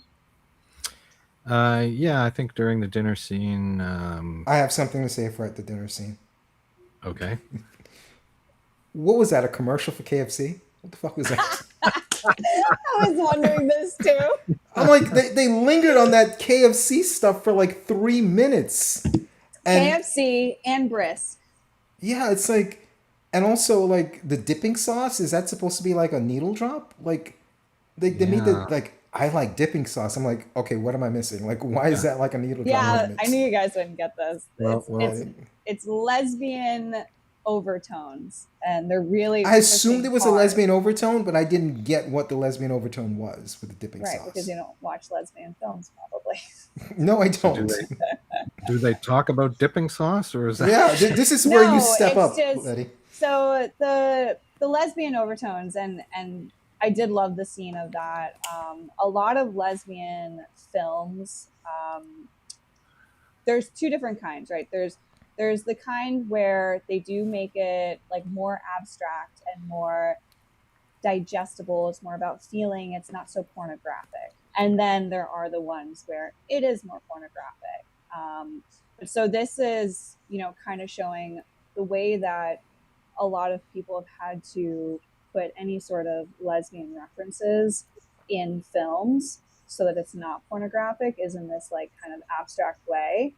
But it's very like visceral. It's very like, it's definitely a euphemism with the dipping sauces and the, I like dipping sauces. It's like it's coded.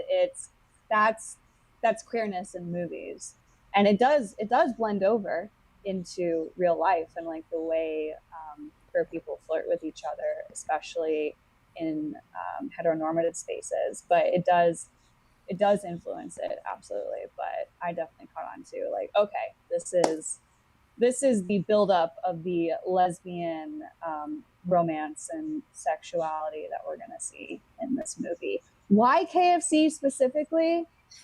I don't know. I didn't know if it was like, again, like a timeline reference to... They did the same thing with the popcorn and all the candies. It felt very like, this is what you eat when you watch these horror movies, and you sit back and like, these are the things that are like marketed KFC? to you. KFC, yeah. I mean, it's finger licking good. I don't know if that's I don't know. I think KFC I saw more in like scary movie, and their kind of stuff, but I've definitely like the KFC thing and popcorn and all the candies is like we're all gonna sit down and watch a movie type of food trope, or stereotype, I should say. But with the Brisk too, I don't know. I feel like there's more to... I don't know. Maybe they got paid advertisement. Maybe that's what helped funded the movie. It was KFC and Brisk. All right, Angus, we can move on from the food. Angus, go ahead. Yes. So okay. So Kris asks her, how did you come to live at the abandoned sleepaway camp from the first Miasma film? And she says, someone's got to be here when Little Death comes back. And she talks about this hole in the bottom of the lake, and and then it turns out it's another joke. She's trying to freak her out or something. But this is where we get the introduction of the hole in the bottom of the lake. And we do get the comparison to Norma Desmond here, although they make a point of saying, I can't remember her name. And I wasn't sure if that was supposed to be some kind of dig or something, but they mentioned something. Which is weird because they referenced her in the movie prior to that, and they knew the name in the movie prior to that. So that made no sense to me. Yeah. Again, messing with the reality. Yeah. Sorry, go ahead. Are you getting to the part where she's talking about her being aged out as the final girl and no, we're not quite there yet. We're still at the dinner table. Still at the dinner table. So then Billy asks her about herself, and she talks about being a filmmaker, and then it turns out that Billy has seen her other film, and she sums it up as saying, you remade Psycho from the POV of the shower curtain. And they talk about that for a bit. And they talk about the idea that they've hired her, or maybe hired her, to do this reboot of Miasma because it's problematic or zombie IP, because it's got the transphobia that the original, the whole series, I guess, had the transphobia. And so now they're hiring her as a queer person to sort of try and make it okay. Then we get a bit of her personal story, and some drugs come out. I think they break the fourth wall with that as well, when she explains like what she's there for as a filmmaker, basically with the queerness reinterpretation of horror movies and commentary on them from a fanatical fan. And that's literally like they're explaining what the movie that we're currently watching is going to be about. Like it was kind of a bit of a mind fuck. Yeah. And they mentioned too, she mentions that Hollywood only trusts these old IPs. That's the only thing they want to put out now, which I thought was a good comment. But her personal story, she hasn't really seen her family since she's come out, and she mentions that she's poly and that her partner has another partner, Thor, as we've already kind of seen. And she also says that sex has always felt like a distraction, and, she's obviously got some kind of problem there. She's repressed or something. And they kind of bond over this, and they do some drugs. And then she asks why Billy stopped acting, which is, I think, the part you were referring to, where she sort of explains she was burned out and then she kind of aged out. Yeah. Well, so she's 29. She's poly. We've got the pronouns mentioned. We've got, you interpret it as sexual repression, but it's also a sexuality identification called asexual, where they do kind of say something similar, where sex is a distraction or there's just not much of a desire for it, and so they identify as asexual. They don't actually say that in the movie.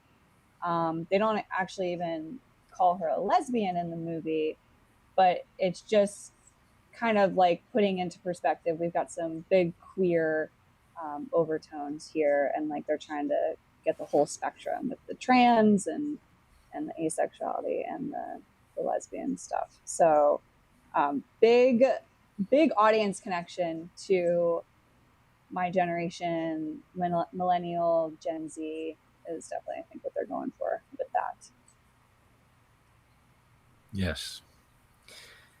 So then Kris pitches Billy on being in the new movie, essentially.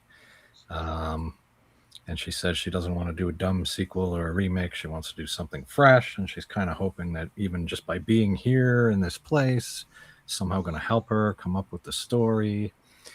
And then this thing comes out that she's kind of obsessed with the look in Billy's eye at one point in the original film. And Billy says, hey, it's a good pitch, everything sounds good, but I don't think it'll work. And she kind of dismisses her overly academic interpretation of the series. And so Kris, I guess, feels like she's been rejected and she's going to leave. But then Billy says, no, stay for the night, kind of insists. Oh, before that. Sure. So there was another call to the generation thing when she gives her weed. Mm-hmm. That's like become a thing with Gen Z, is like they don't smoke nearly as much weed as previous generations do. But aside from that, when they're talking about her aging out of being the final girl and talking about Camp Miasma as a horror movie, they're bringing into question the argument of academic horror versus good old-fashioned horror slasher films.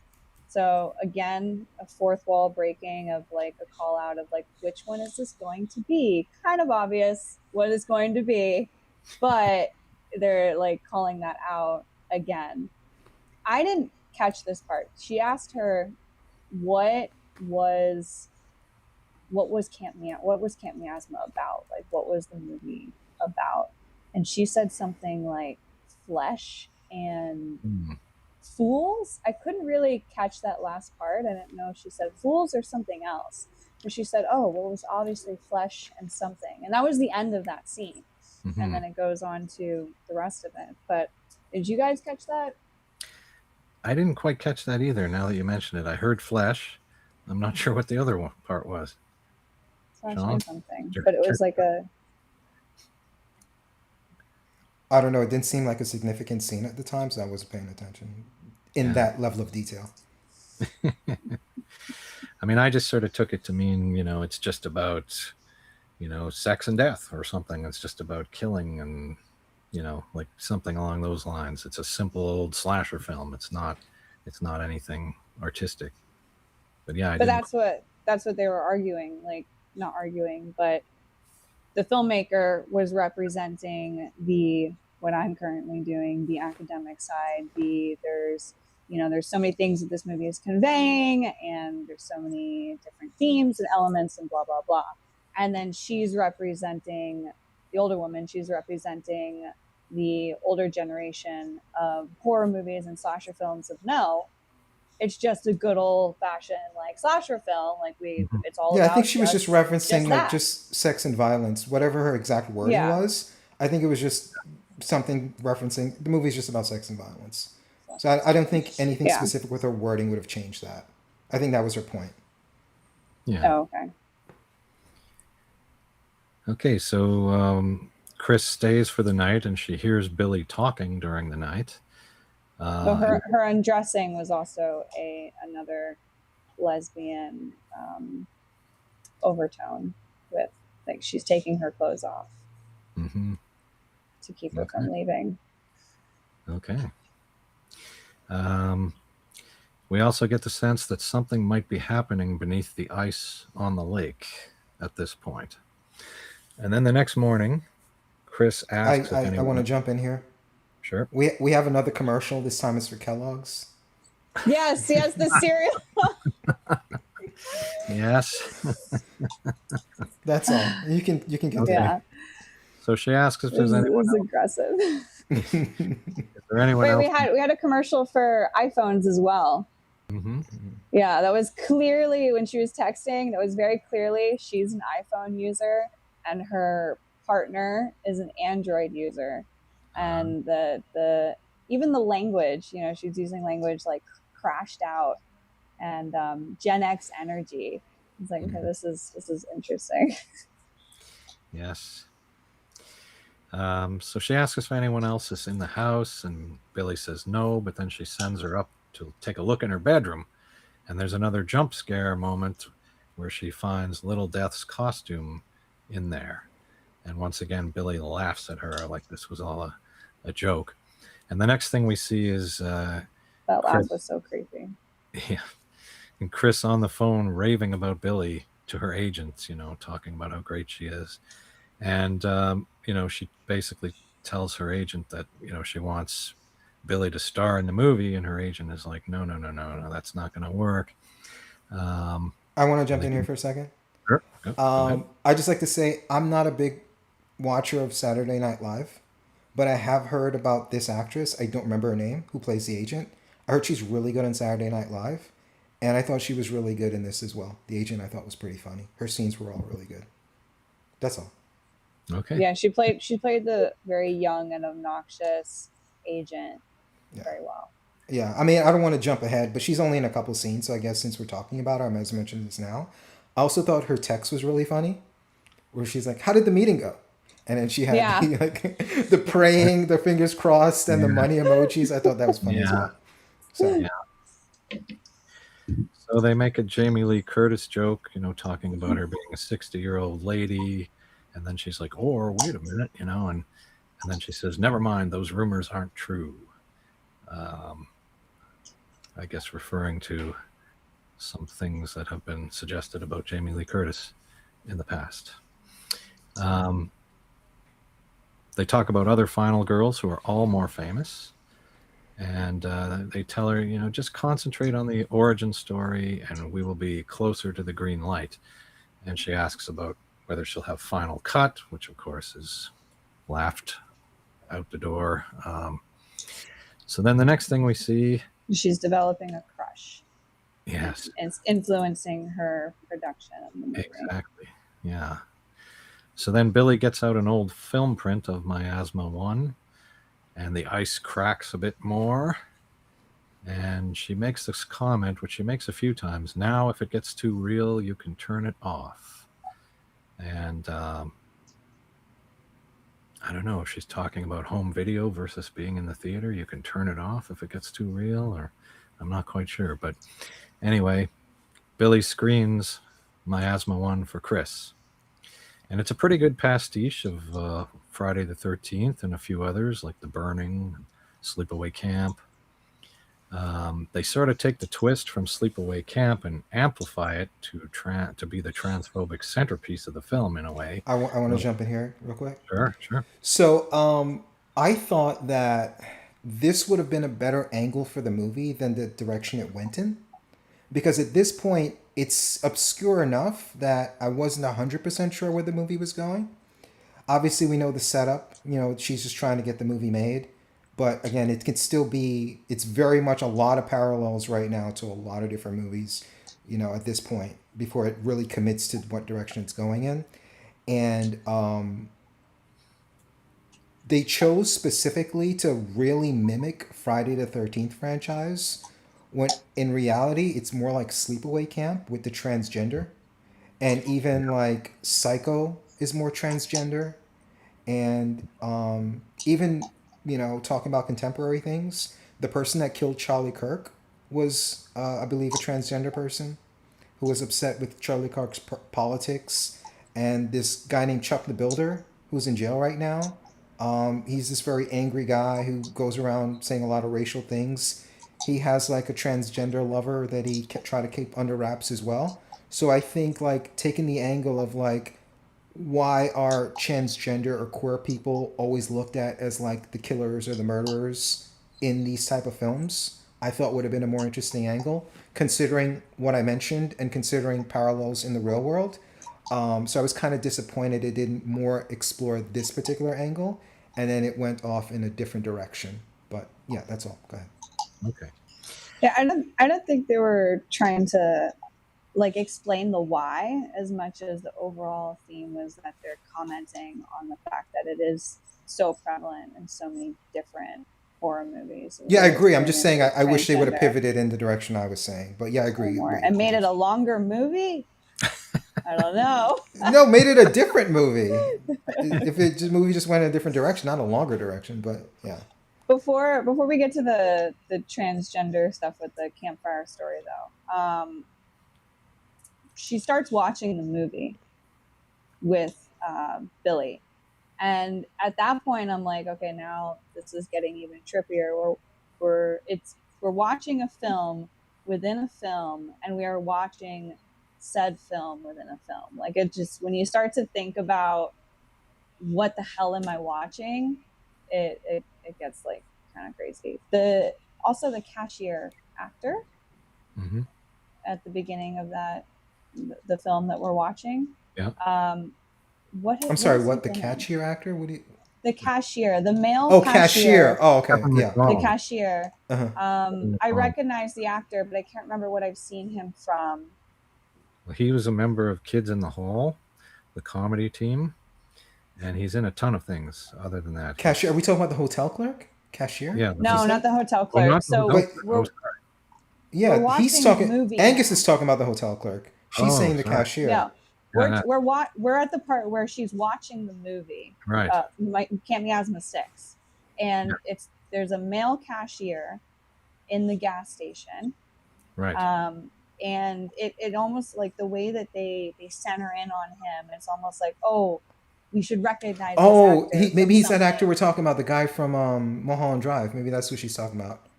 Does he? Maybe. He's like black hair. Yeah. Yeah, yeah. He's an actor from Mulholland Drive. I think that's Okay. why they focused in on him, because what I'm going to chime in when we get to that point is the parallels with this in Mulholland Drive, and he was actually in Mulholland Drive as well. So I think that's why they focused on him. Okay. And then you Got it. see more girl intimacy in the truck. So, but that is the point we're at. Like, he was going to start talking about the campfire story. So we Yes. already saw the cashier and everything. I'm not familiar with that movie. I'll bring it up when it comes up again later. Yeah. I don't want to Okay. jump too far ahead. Go ahead, Angus. Yeah. So basically, we find out the story of Little Death. He basically lived as a boy some days and a girl some other days, and of course, eventually, became very disturbed by it, I guess. And Billy seems to become agitated as she watches the movie, and as the character in the movie, her character, is about to lose her virginity, she chants, "Rise, rise," and then we see Little Death coming up out of the lake, and the music that comes on, as we may have talked about before, is Counting Crows, A Long December from 1996, which makes me go, what the hell? Is this song supposed to be in the movie? Because I thought the movie was made in the 80s. Or is this song just in their heads as they're watching the movie? I don't really understand that. But the other thing is, they would never play a song like that during a scene where the killer is rising up and starting to kill people. They would play the scary horror music that would be in movies. So I didn't really understand that choice to have that song there. I think that song was part of the soundtrack of the movie that we were actually watching, not the movie that they were watching. Right. But that's where it's like, okay, which part is this? Like, it was such a mind fuck in that way, of kind of confusing. Did you guys think that the filmmaker and the young lead in the movie looked similar? The filmmaker and the young lead? Yes. So In the movie? in the movie. No, I don't think so. I don't think they look kind of similar. No. Strike. The lead in the movie seemed shorter, thinner, darker hair, and the filmmaker seemed taller, lighter hair, bigger. Yeah, I was looking more at like the facial. I didn't see that much similarities rather than that. Okay. But and then the actress getting angrier. Specifically, it was when she was drawing. Is when they were talking about taking her virginity. I thought that was like a very foreboding moment that they put in there. That, like, okay, we've got a sense here that, like, this was not a good virginity situation. Yeah. Yeah. Definitely. So to get into the music before we move on, sure. I think it's called diegetic. I forget exactly the term. Yeah. But diegetic and non-diegetic, whether it's the music for the characters in the movie or it's the music for the audience watching. Yeah. And I think we talked about this before we went live, that I thought the music choices were odd, and Angus kind of referenced this. you're using a song from the mid '90s. What was it, December or something? A Long December by Along Counting. December. Along December is like a mid '90s song, and this movie's supposed to be in like the mid to early '80s, which didn't really make sense in the context of the movie. So then, if it's non-diegetic, then is it for Wait, us, the what audience? part of the movie is 80s? The movie they're watching. Right, the movie that they're watching is 80s. But what I When was saying is that like it kind of makes it seem like the music that's playing is the soundtrack to Teenage Sex and Death at Camp Miasma, not the soundtrack to Camp Miasma movie 6 or whatever. Yeah, that's what I'm saying. Like it does. Yeah. In either context, it doesn't make sense because why would they be listening to a mid '90s song? Why would it wouldn't make sense to be an early '80s movie? And why are we the audience listening to a mid '90s song in a mid 2020s movie? It's like it doesn't make sense, in either context. Why are you playing I that think it particular does song? because at this point they've already like tried to drive home that they're pulling from all these different decades. They're pulling whether it's what she was wearing or the But the type of what thing that she was about playing a the movie on. 1996 Counting Crows song and the lyrics? I even listened to the lyrics of the song. Like maybe there's something in the lyrics that would connect it to something, but there's nothing in the lyrics itself. I think that might be looking too close into it. I think they're You're really saying I'm trying looking to too drive. close into Yeah, this? yeah, I You? do. I do. You do not get to I say do. that. You do not get to say that. I think they're trying to drive home that overall theme that they've been going for, which is that they're trying to connect with multiple audiences across multiple generations, and they're putting that in the movie in many different ways, whether it's what she was wearing at the beginning or the VHS tapes and the DVDs, different time periods. They've got the texting of the iPhone. They've got the music, which is all over the spectrum of like So we decades can agree with or that. The the whole music is all movie. over the place. There's no Yeah, rhyme or the reason music is to there's the all over it's all lyrics over or the the decades. decade or anything. There's just random I, music. I didn't say that. You know, we already agreed. Angus, continue. Okay. Well, the other thing to say about this particular song is that it's fairly upbeat, and it's like he's It didn't coming make out of sense. Yeah. he's coming out of the lake and he's killing people, and it seems like it's kind of a happy thing. Yeah. Um, but One more thing I'll What's add the to name of the this. song? I'm googling it. What's the name of the a song? long Counting December, Crows. Along counting crows, a December. Yeah. long December. Say Uh, goodbye to Hollywood. I'm like, what does it have to do with the movie or anything? yeah, I will say and this. It's not as Say bad goodbye to as. Hollywood. Yeah. Oh God! Now she's gonna try to find that meaning in it. yeah, But it could be a I will connection say there. I will say She's something literally positive. talking about she got like kicked out of Hollywood because she aged out. What do you Oh God! mean? God. You said the line. I didn't even hear that line. I will say something positive though.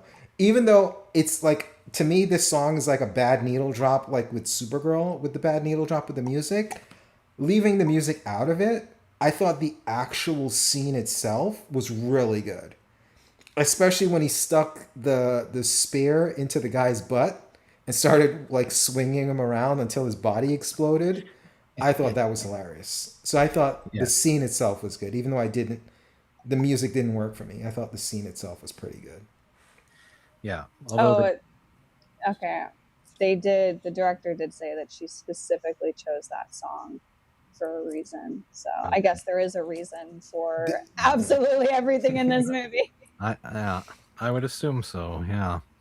So the death scenes, they're way too gory for the period. Like they would have never been in an '80s film.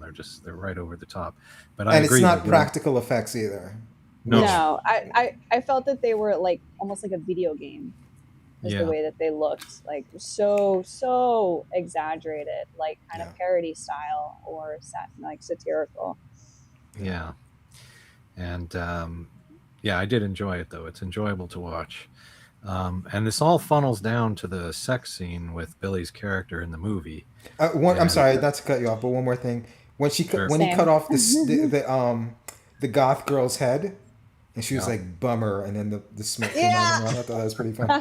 I yeah, thought that was yeah, another thing which I thought was strange. It was a very strange take on the movie, but so far this movie is very strange. The long, breathy break in between kills of like the killer Miasma. Like what was that? It was so weird. You guys didn't notice that? I don't know. I didn't think it was No. weird, but I did notice it. Yeah, it was just, it was strange. And then the sex scene. Yes. So then it funnels down to the sex scene, and I feel a bit weird about this, because if they're saying she actually had sex in this old period slasher film, then her character should really have died, right, in that old film. So if she actually had sex, how did she survive? Because presumably she did. They wanted her to be in part 2 and even part 3. So I don't know. Did she actually have sex and survive in I that don't want to movie? feed into Letty's desire for deeper meaning, but I do feel like they were blurring the lines, and Yes. I don't think it was literally in the movie she had sex. I think they were saying not her character. I think it was more implying that she had sex. And I think Hmm. this is where the lines blur, because obviously it's not a porno. She didn't really have sex on set. But I think Yeah. she's implying that her, the person, not her, the character, that was her sexual experience. Yeah. Because I think that's the deeper meaning of the movie in a way. It's the disassociating yourself while you're having sex and not being able to find the pleasure in it. Yeah. And it was just all about her talking about her disassociation in the moment Yeah. of that sexual experience. And I think that's scene parallels the last scene, well, one of the last scenes in the movie. So I think it was about paralleling that scene and not necessarily trying to make exact perfect sense and perfect logic. Right.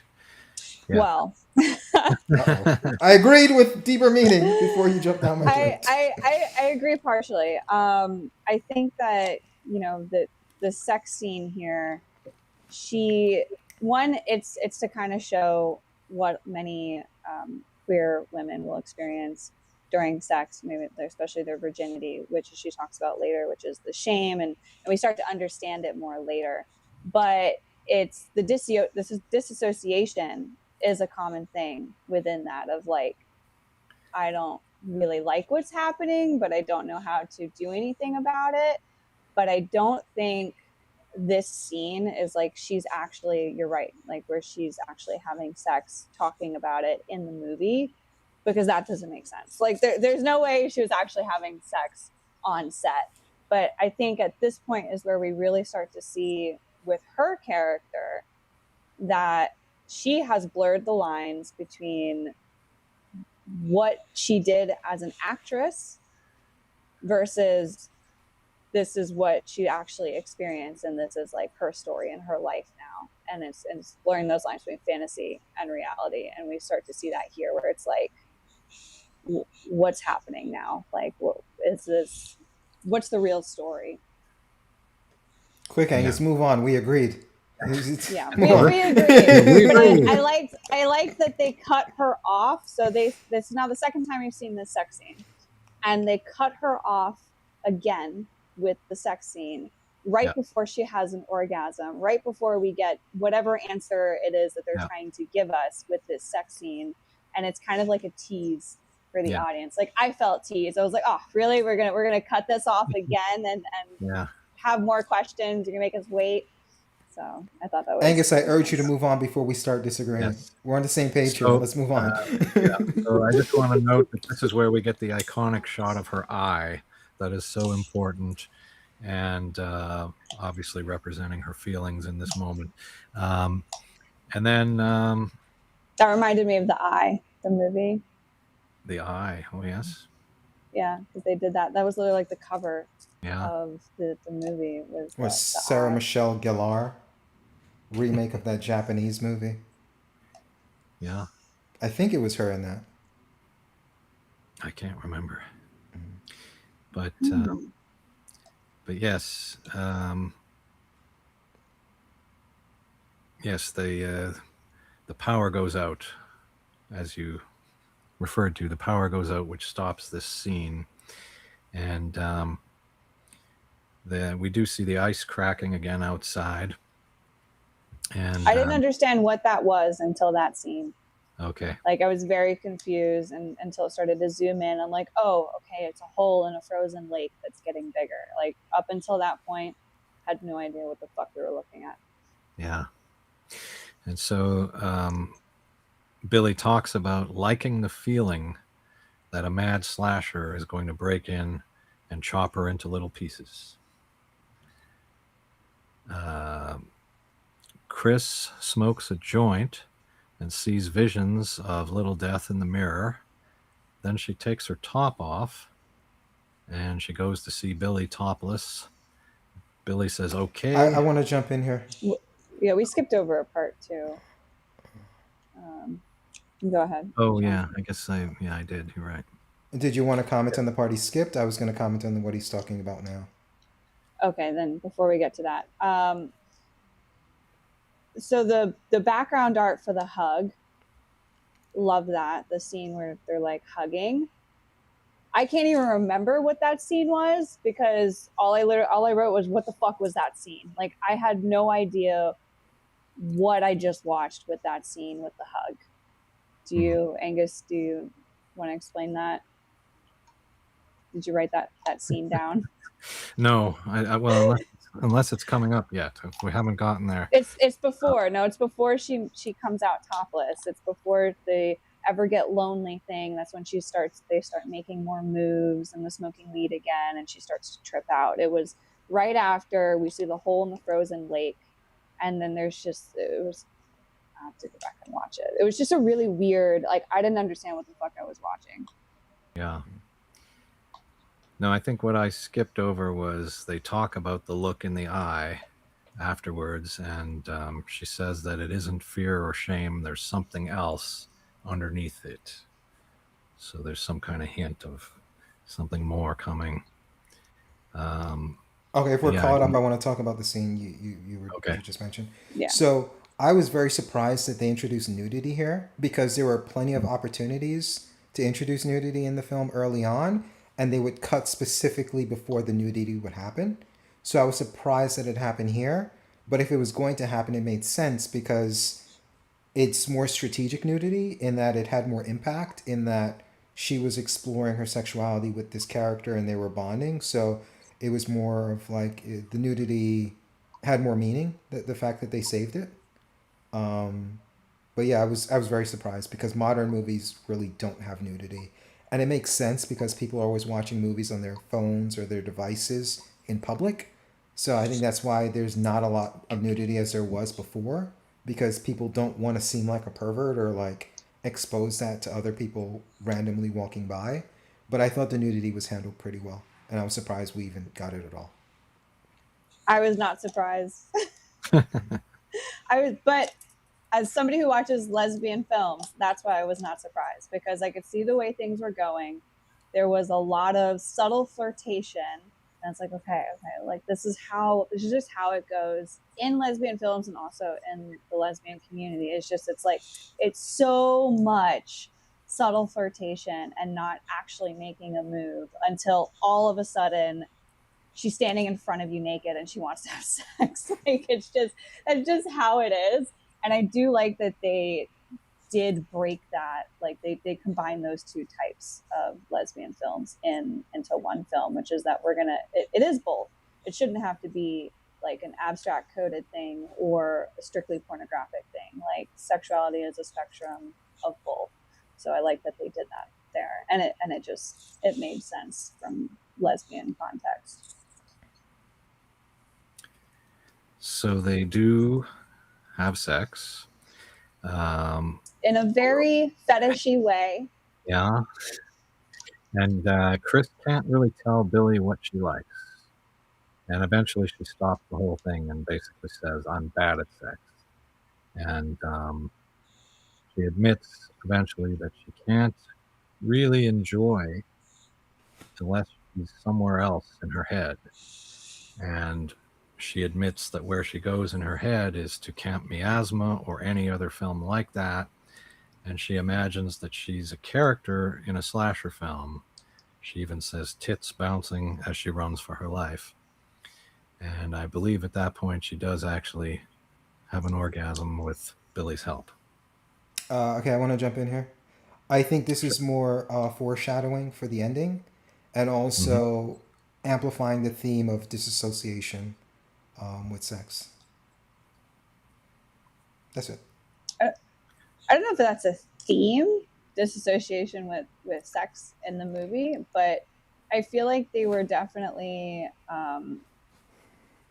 exploring the way of like how movies, and especially horror movies, can influence our sexuality. Kind of when you were asking, we were talking about the question of, why sex and death and violence like are connected so closely. I think that they're definitely exploring that here, and they even make it like that at this point. They both have a fetish for the horror film. We kind of understood that with Billy, kind of out the gate, that she was like this fanatic and that she's like very into this movie. But now we get to see with the filmmaker that like when they're having this conversation, like they directly tie it to their intimacy and their sexuality, even more than like the queer aspect of things. Like they're not going over like, oh, like only a woman can get me off, or I feel better with women, or anything like that. They're talking about the fetishization of the movie, and I think that was like very, very interesting to explore. Yeah, the only reason I call it a theme is because it's come up a few times, at least 3 or 4 times at this point, where they're talking about sex and not being present, or referencing not being present in the moment. And it does come up again, and then one of the pivotal scenes at the end, there's kind of a payoff specifically to being present in a sexual experience that references this and other times where they're combining the sex and the violence within that experience. But I think disassociation is more of like a symptom of what's happening, rather than like because they're disassociating, these things are happening, or like the theme is that they're experiencing a fetish, or something astronomically different within their sexuality, whether it's queerness or whatever, and it's causing them to disassociate and not be present during sex, which oddly enough is also something similar that people do when they're like having a bad sexual experience. They will also disassociate. And again, it's like tying that back to the whole sex and violence thing, with the similarities on that, but it's still very different. So it's, yeah, very interesting. Yeah. So we move on to Friday, and she goes to a place and asks if they have Wi-Fi, which of course they laugh at her, and so she winds up, I guess, creating her own hotspot, and she has her big meeting with the studio. I want to jump in here. Sure. This is another one of my favorite scenes. I think it's Stacy is the blonde. Is her name? Could I think.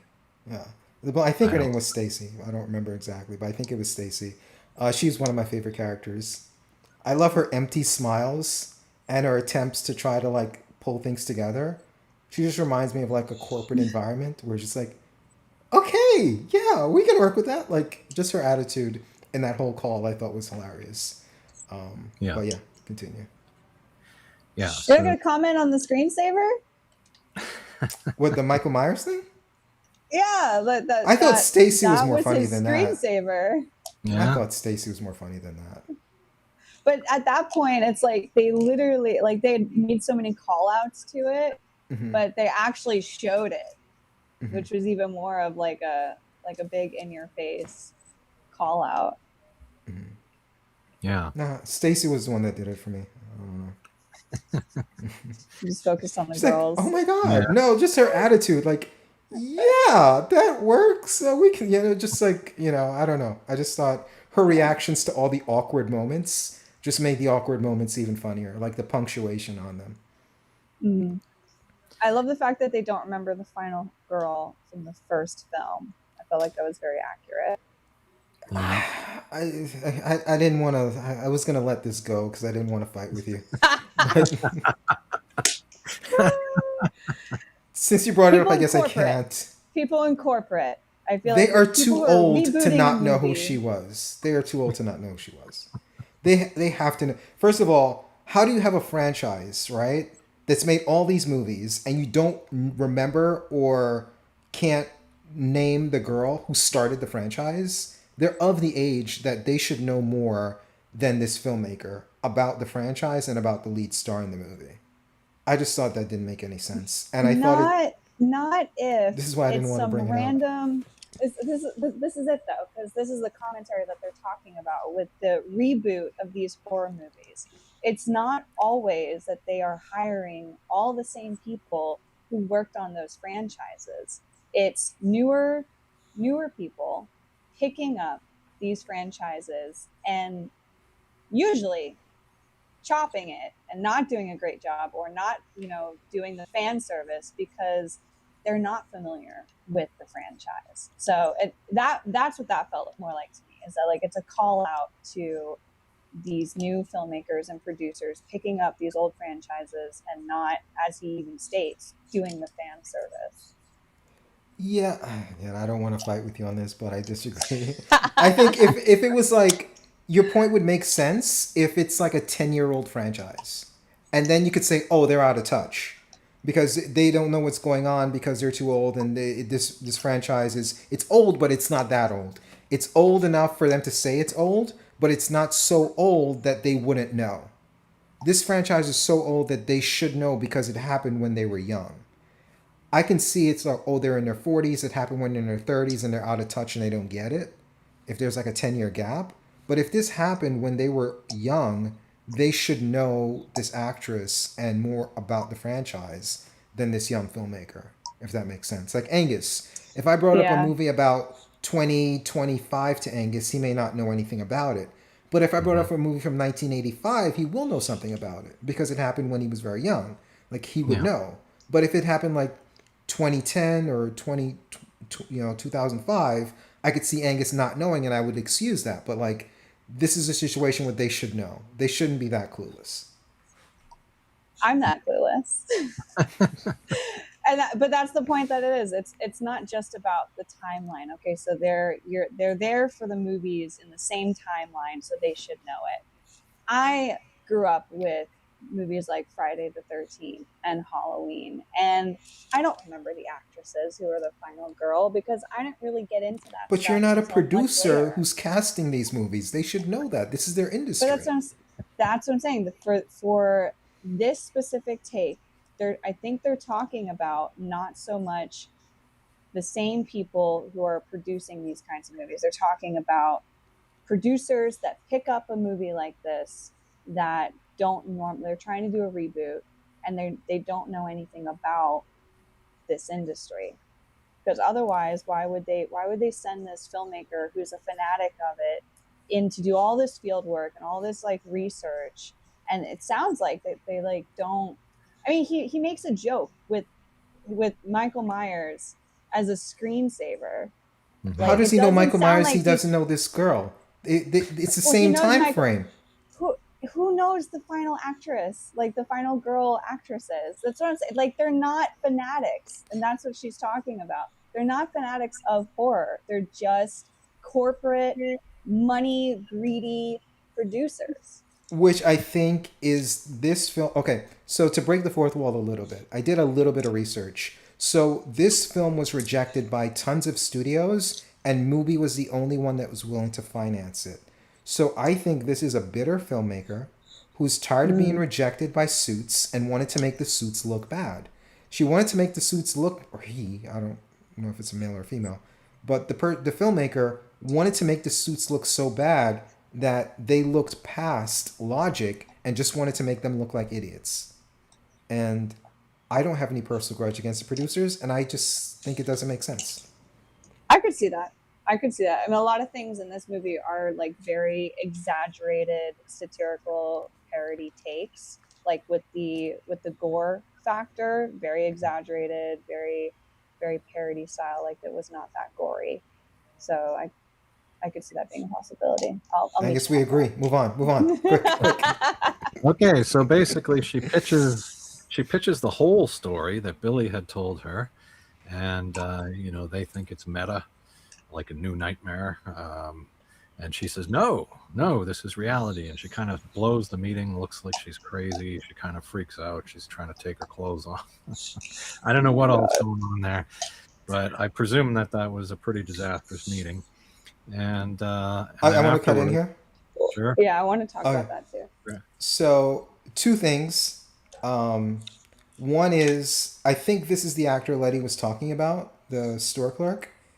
This is yes, the guy, because in this, if we're talking about the same person, Letty, I think he has like gray hair in this when she goes into the store. He looks a little bit older.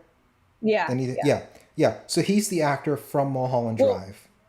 oh, okay. But before we get to that part, Okay. what I wanted to talk about was when she does her pitch. okay, Um, she sounds crazy. I was like, this is some trippy shit. Like, it seemed like this is what happens when you smoke too much weed and watch too many horror movies. Because it was just like the absolute strangest pitch like I've ever seen, and I didn't understand with the movie if they were trying to show that like okay she's losing it, or she just came up with this on the cusp because she didn't expect to be put on the spot to do the pitch right now because she didn't have everything together yet, and this is what she came up with. So I didn't understand like which message they were trying to convey with that, like what was happening there. It was just I very weird thought that she pitch. was in love with the girl, and that was the story that the girl told her, and that's why she pitched it.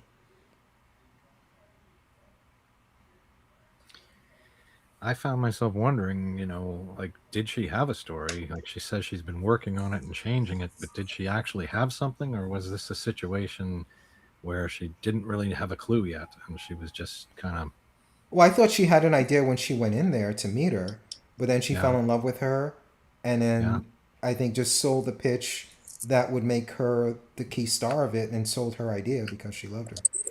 So, yeah. but if we're getting to the part where she's in a store, I'll wait till your audio's fixed.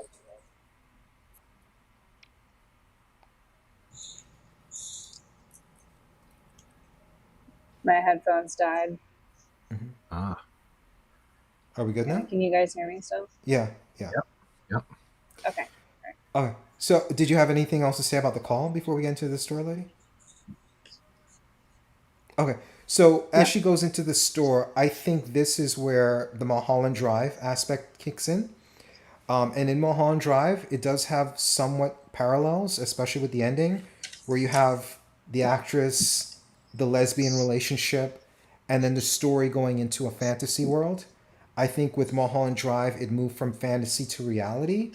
And I think when she goes into the store, we're going from reality to now fiction. And I think that when she goes in there, again, I don't think it's just a coincidence that they use an actor from Mulholland Drive, but even the conversation they have where she's like, "Oh, you mean younger?" And she's trying to like guide them into a conversation where it paints her as the final girl, where she's Yeah, this young girl going into a dangerous situation, and then when she meets up with her and everything else that plays out is just a fantasy of being the final girl in a movie, and then experiencing that disassociation that was described to her, where Gillian Anderson's character was saying, "Well, this is where I had the orgasm, where I was in the bed about to have sex, but I saw myself as the killer and as the person there, and I had this great orgasm." And I think all of that happens at this point, it's mixed with reality and fantasy of that playing out in her mind. yeah. Well, this does seem to be the point when she gets out of the car at the convenience store. She sees stuff from the movie that wasn't there. Yeah. In reality, she sees that machine where you test your strength or something, and then she goes in and it's the clerk from the movie. And so I think that is the moment where we definitely enter the movie. In a way, we enter the world of the movie right at that Yeah, moment. they're playing it like scene by scene in like some parts with the clerk in the store, like line by line. Yeah, So that's definitely yeah the part where it's like okay, this is for sure we are in fantasy land here, and that's where it's like okay, if what is what happened in the car her psychotic break? Or was the entire movie with all these weird little things happening through her perspective, like her slowly unraveling to the point of a psychotic break where she is now like fully in this fantasy world? I think that that's why she started taking off her clothes and going crazy. I think they really wanted to emphasize it was a psychotic break. Yeah. At least that's the way I interpreted it. Yeah. I sort of saw it as the meeting went bad, like her whole life was kind of falling apart, and then that's where she kind of enters this fantasy world. But she does get to live through the classic warning scene that you get in all these Friday the 13th movies, and we've seen also in the Miasma movie. And she runs out of gas, just like in the movie as well, inexplicably. So, yeah, we're definitely in the movie here. So with the sex scene, we finally get to see the orgasm. And I love guess how it was that time of month for both of them. What? I'm just saying. It's a little bloody. I think it's a little bloody. Interesting. Oh my god. I think it's interesting that they do comment on that nothing really beats the magic of your first orgasm. And especially with chasing, so they're not only chasing the high of like the orgasm, but they're also chasing that high with they said something similar with like people with their first kill, with psychopaths and serial killers. With the first kill, it's always like they're kind of similar. They're chasing the high of that first kill. So I think it's interesting they make that, again, that correlation, again, the theme of, sex and violence interwoven, and treating it like a drug, and very fetishized as well. And then even after the sex scene, when they leave the store that they go back to again, and then the director was like, "Yeah, I think he's gonna be coming back." Oh, And then okay. she Wait, smiles. before we get to the end, Okay, I'm sorry. they literally go through like every part that she talks about in her Yeah. when she talked about it on the floor of the sexual fantasy. She's running and her titties are bouncing. I like the part where Her cakes are bouncing too. I mean, she was. Yeah, no, she had a pretty nice. Good. Yeah. She had a nice body. Thor was a dumbass until the very end, and then when he got killed, I was like, okay, yeah, cool. Like he was definitely gonna die. He was that dumb character who was gonna die. Her agent in the fantasy world, I think, sounded even more like an asshole. And then the No Ordinary Love playing in the background. I like again that. An odd music choice. A 1992 song in an 80s movie. I'm sure there's a reason for it. If I Google it, the director probably has something to say about it. Yeah. And so when that was playing and she was like doing the roses on the bed, it was starting to feel like too real. Like we know that this is the fantasy world, but now it's also feeling like this is actually happening. And it was kind of hard to. Well, I think it was both. I think it was she's pretending certain aspects, but she's actually going through the motions, Yeah. And then the orgasm as they both die was pretty crazy. And honestly, like the whole thing about Little Death being like, this is how the movies are made and all that. Yeah. And it was just it makes you question, okay, well, which is it? Which is this now her fantasy that is becoming her reality, or is this the actual story and now we're watching the actual story play out? And it just kind of messed with you on that. I'm like, okay, well, which is it? And we don't really know. Because they come back to life. Yeah. Well, I mean, I I guess that's just how we think they had know. sex. I just think they had sex, and the death thing No, was they just got part of the fantasy. stabbed. But they're still covered in They blood. got stabbed. They got stabbed with the spear, We're and not then on the they same page show, with this. We're not on the same page with this. but they show that they got stabbed with the spear, and then they even exaggerate, like make it comedic with him trying to get the spear out of both of their dead bodies, That's just the fantasy part, and though. and then they come All they back to did was go life. into bed and have sex. That's what really happened. Everything else is part of the fantasy. That's why they establish all that stuff leading up to it, where she told the story about disassociating and getting killed and having the orgasm at the same time. She said that story, so when we see it at the end, we know that it's not real because she told that exact story to her, and then we see that exact scene. So Right then before, where is she actually, and what's actually happening? The roses are on the bed and they are having sex, but she's imagining being killed as she does it because they're blending the fantasy with the reality. That's why the actress told her, Gillian Anderson told her, hey, when I was in that scene, I disassociated. I saw myself as the killer and I saw myself making love, and it was the great orgasm. So then at the end, she has that same fantasy play out for her where she's like imagining being killed while they're having sex. And that allows her to get past her disassociation or embrace it in a way where she can enjoy sex. Where before, when they tried to have sex without that fantasy, she was like, no, like I've never really orgasmed. Like, when she went through that whole spiel when they were on the rug when she was helping her masturbate.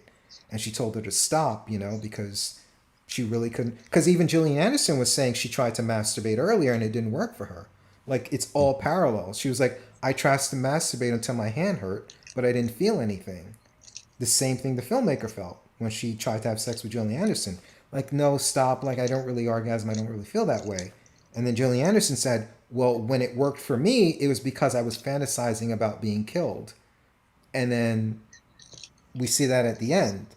Now she fantasizes about being killed. Now she has that great orgasm. At least that's the way I read it. yeah. Well, I think Yeah, I think it goes with either of those. It could be interpreted that way. I definitely see, I guess, more of it now. I'm so focused on like the visual aspect of it, but I think that they do that on purpose. Like if they did a cut or like back and forth of showing like this is what's actually happening and this is what's going on in her head, You wouldn't want I that could though. see. That's oversimplifying it and guiding you through the movie and Well, I think that's the beauty of it, is that you could you could go either way with it, uh, well, she does and they say weren't. right beforehand. She says, "Don't worry, it's just a movie," yeah. or something like that. Like so, but then we see it. They get That's for impaled, our and benefit though, yeah. to make it visually interesting.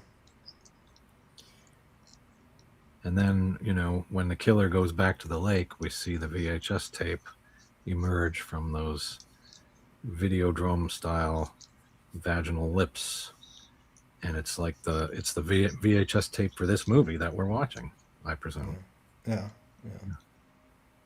And then when they leave the store at the end and she says, I see him coming back, I think that's just her saying like, yeah, I want to come again. Let's do this again. This was fun.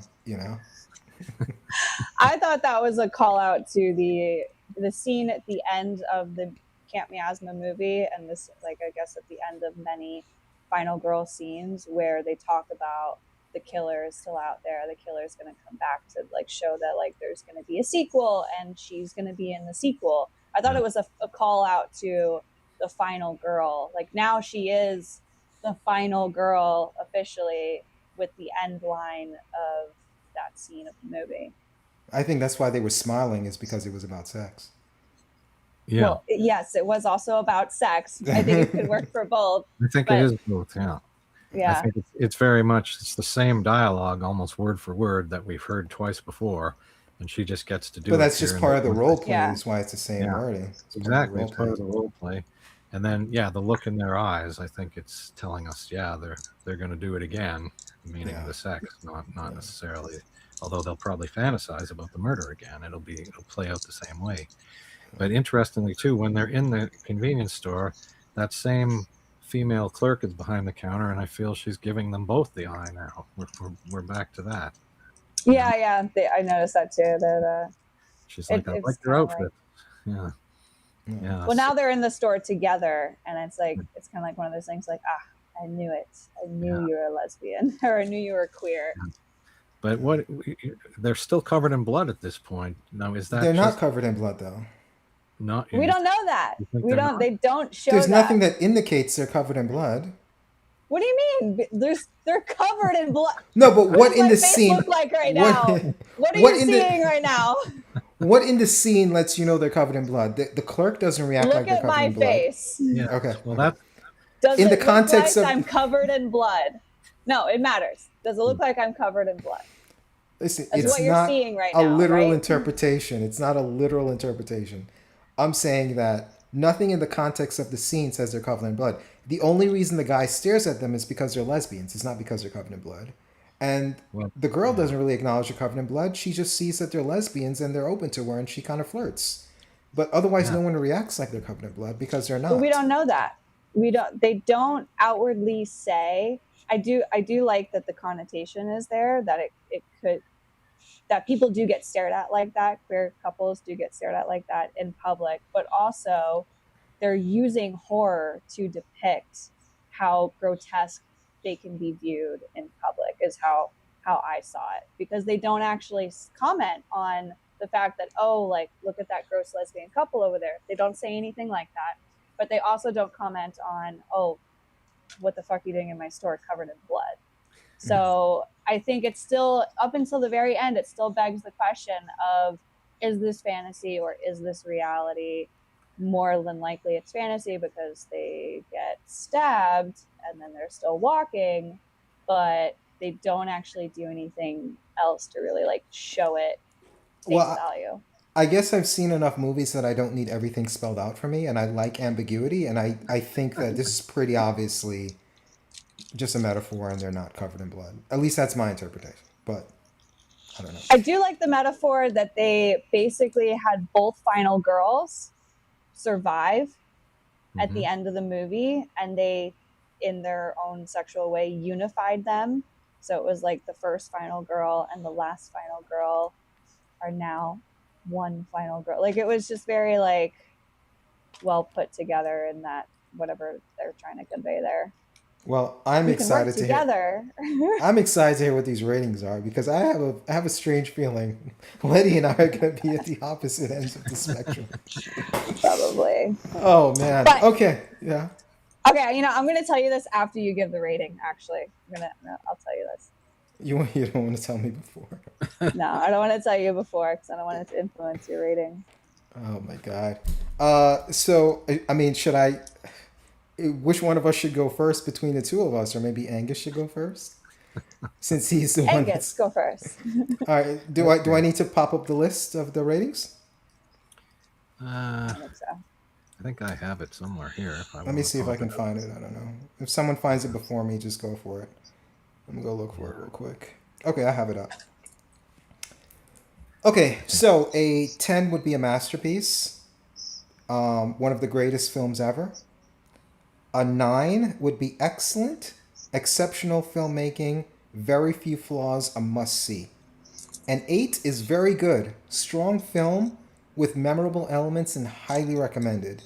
7 is good, works well, entertaining, but has noticeable flaws but worth watching. 6 above average, 5 average, 4 below average, 3 bad, 2 very bad, 1 terrible. Okay. Angus, since you are the innocent bystander in this bloodbath, I will let you go first. Okay, well, I just want to start by saying that I had seen this director's previous movie. Watch the I saw TV glow or something, or Yeah, the I TV saw the glows. TV Glow, and I quite liked it up to a point, and then I felt that it kind of didn't really have a satisfying conclusion. I didn't really understand it, and then had to read about other people's theories after the fact to try and figure out what it might all mean. And that movie got a 5 point something on the IMDb, and I thought to myself, well, that's about right. It's a 5 out of 10. It's not great, but it's pretty good. It's good up to a point, but I didn't feel it really had a satisfying conclusion. And then when I sort of saw that this one was getting a lot of buzz and it was more like a 7 point something, I thought, okay, well, maybe, all the problems will be fixed and this one will be a lot better. And I think that the ultimate conclusion is that yes and no. I think it is better. I think it does succeed a little more, but there were still a lot of things that were making me scratch my head, including the ending, trying to figure out, which, is any of this real? Is it all just imagination? I don't know. And some of the sort of themes that are clearly built in there that I kind of have to read about afterwards to fully understand. It's I think Letty might have mentioned something about you got to watch this a few times to pick everything up, and I think that's probably true. But when you're making a movie or you're creating a play or something like that, you kind of need the audience to understand it the first time they see it, because they're not going to come back 5 times if they didn't like it the first time. They're not going to keep watching it, so you kind of have to be clear enough. So I feel like it wasn't always 100% clear, and some of the things didn't make sense to me, but I did enjoy it. And particularly, again, the first half, I thought I was really kind of with it. And then it kind of gets a little weirder as it goes along. So I think A lot of filibustering here. A lot of filibustering. Yeah. I think I'm going to give it a 6 because I think it is better than the 5 that I would say the previous film was. In some ways, it might be between a 6 and a 7, but I don't know if I can fully go to 7, so I'm going to stick with a 6. I think it's good. It's worth watching. It is flawed. Maybe it will improve with more viewings, though. That's the thing I don't know for sure. So for now, I give it a 6. Letty, should I go first, or do you want to go? Or between the two of us? Well, before you give your rating, Okay. I do want to say with the ratings, I think it would behoove us to not look at ratings before we give a rating for a movie. I never do. Okay. And to only judge this movie, not like what a director has done with previous movies and like the rating of another movie that they have done. Like I just agree. this movie, just our perspective on it and our viewing of it. So I didn't even see the trailer. Like somebody told me this is a great movie, you should watch it. I'm like, okay. So and that was it. I only watched the trailer until we were doing the review. I only watched the trailer right before we went live because I was curious to see if they sold it as a horror movie or as just like a drama. But yeah, I didn't watch it. How did they sell it? It looked like a horror movie they sold it as. I think it's a little bit of both, but it's definitely much more academic and drama in nature. And it's more art house. Yeah. So, do you want me to go first, or do you want to go first? You can go first. Okay. So, I did not. Well, I'm not saying I understood the movie. I'm saying I found an interpretation that worked for me, and I say for me, it's subjective. I think I made it clear how I saw the movie, but I still didn't understand what was the point of what I was watching. I wasn't watching a movie that appealed to slasher fans. So if you go into this looking for a horror movie, you're going to be disappointed because there's no plot in here that is about slashers. There are 2 sequences with odd music choices that had some interesting kills, but as a slasher fan or as a horror fan, this wasn't satisfying. As a message movie, I didn't get what the message was. There was something there about disassociation with sex and finding a way to embrace it, and fandom and fantasy, and this character being able to orgasm by playing out a fantasy in her mind. I didn't find that compelling enough to be something that pays off for an ending of a movie. I don't want to watch a near 2-hour movie to see somebody orgasm because they fantasize about being killed when they orgasm. That's just not 2 hours worth of payoff for me. It's not 2 hours. An hour and 45 minutes. Okay. So if it was 2 hours, I would have been so turned off to watch this movie. Okay. I was rounding up. Okay. Fair enough. It's not 2 hours. So I didn't find it paid off for me from an artistic standpoint. I do feel that I think the filmmaking was good. While I didn't fully enjoy the movie that well, and I didn't really love the ending or where the movie went, I wish it had better direction in terms of the direction of the movie, not the directing of the movie. I did feel like this was a director that had a vision, even though I didn't know what it was. And I felt like I was watching a good director with bad material. So, with the right script, I would definitely love to see this director again. So, I'm not going to go into negative space for this movie, but I don't think there was enough there for me to go into positive space with this movie. So, for me, it's a 5. I'm not surprised. I'm not surprised by either of your reviews because this movie was very much for like a specific audience, and it was trying to branch into a genre where that specific audience is not normally the mainstream that's for. And what I mean by that is like this is definitely a queer movie. It's going to go in the queer genre in when they categorize it on TV and everything, and I think it belongs more in that genre than like if you were to look up a horror or a slasher film, because I think it's just much more of the themes much more aligned with that.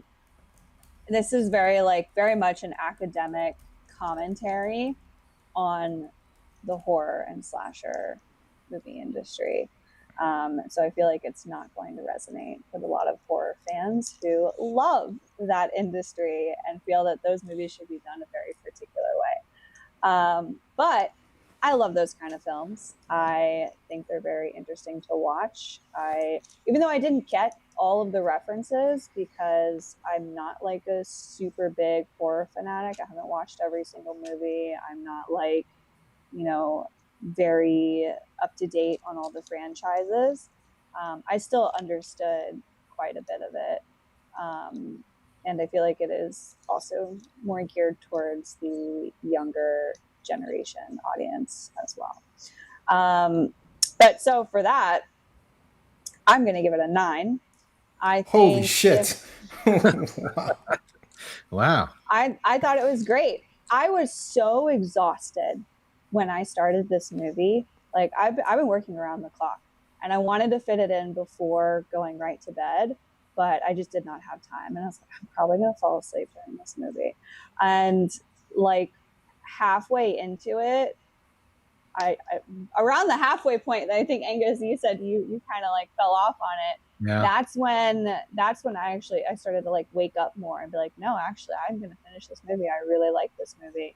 And by the end of it, I understood the movie, but I know for a fact that there were just a bunch of nuances and like Easter eggs within the movie that if I watched it again, I would understand. And they were not big enough things, but like things that piqued my interest enough where I do want to go back and watch it to understand all those little things, because I felt like everything about the movie was very deliberate. I feel like there was a gazillion messages within the movie itself. Again, a very academic take. Like it really felt like making a visual representation of like something that you would teach a class about in gender studies in horror, basically. And I love that kind of stuff, so I would definitely watch it again. If I watch it again a few more times and I fully understand the movie and it is what I think it is, and is like has all these little nuances and messages and everything's very deliberately, creatively, purposely put together, I would probably give it a 10. But as Holy my current cow. understanding, that's what I consider a masterpiece. Is like Were we something watching the that same movie, Angus? you gotta watch it again. You Yeah. gotta watch it again. No. No, I think you're too superficial with it. You gotta watch it again. But as it stands now, I've only watched it one time. There were pieces that I didn't understand. And so that's why I give it a 9. Like I can't say it's a masterpiece unless I watch it a few more times. I will say this: if you did like the movie, not just you, Letty, but just people watching, must watch Videodrome, Sunset Boulevard, and at the top of the list, Mulholland Drive. If you like this movie, you're gonna like all three of those, especially Mulholland Drive. Oh, that's what I was going to tell you after your ratings. So this movie already is getting like a lot of really good traction. The posters for the movie are sold out. How many Sold did they out. make? 10? I, okay. Is this thing on? And I think they're like they've got like vinyl again, very specific audience that they're going for. Vinyl records that they're selling as well. Like they're definitely trying to capitalize on this movie with their audience, and it's working. I think among Gen Z specifically, and probably millennial, that this will do very well. Well, Yeah, you could again, be right. I felt I gave the movie a chance. I felt I understood the ending. I didn't look at superficial. I felt I saw what the deeper meaning was. It just didn't connect with me. I still don't think it's a bad movie. I didn't go into negative zone. So, I agree. I think this is made for a specific audience. And I think when you make a movie for a specific audience and the person that you're not targeting still doesn't give it a negative review, I think that says a lot. The fact that I am far from the audience they're targeting and I still didn't come away with negative thoughts on the movie, I think that's a win, you know? So I think if this movie is targeted for you, you're going to love it because I didn't care for it and I still found a lot of stuff that I thought was entertaining in there. So, Yeah. yeah. So, like I said, also did a movie that represents sex and violence, and people can check that out themselves. But there's only You've one way got to the end knife. this. I've got the bloody face. Exactly. Slasher. Exactly. All right, there's only one way to end this. He's back. The man behind the mask. And he's out of control. He's back. The man behind the mask. And he's out for your soul. Okay. Love it. What song is that? Alice Cooper. That is Alice Cooper from which Friday the 13th was that? 5 or something? I think it's 6. I think it's part 6. 6. Jason Okay. lives because he was gone in part 5, so he comes back in part 6. Oh, just like the movie, part 6.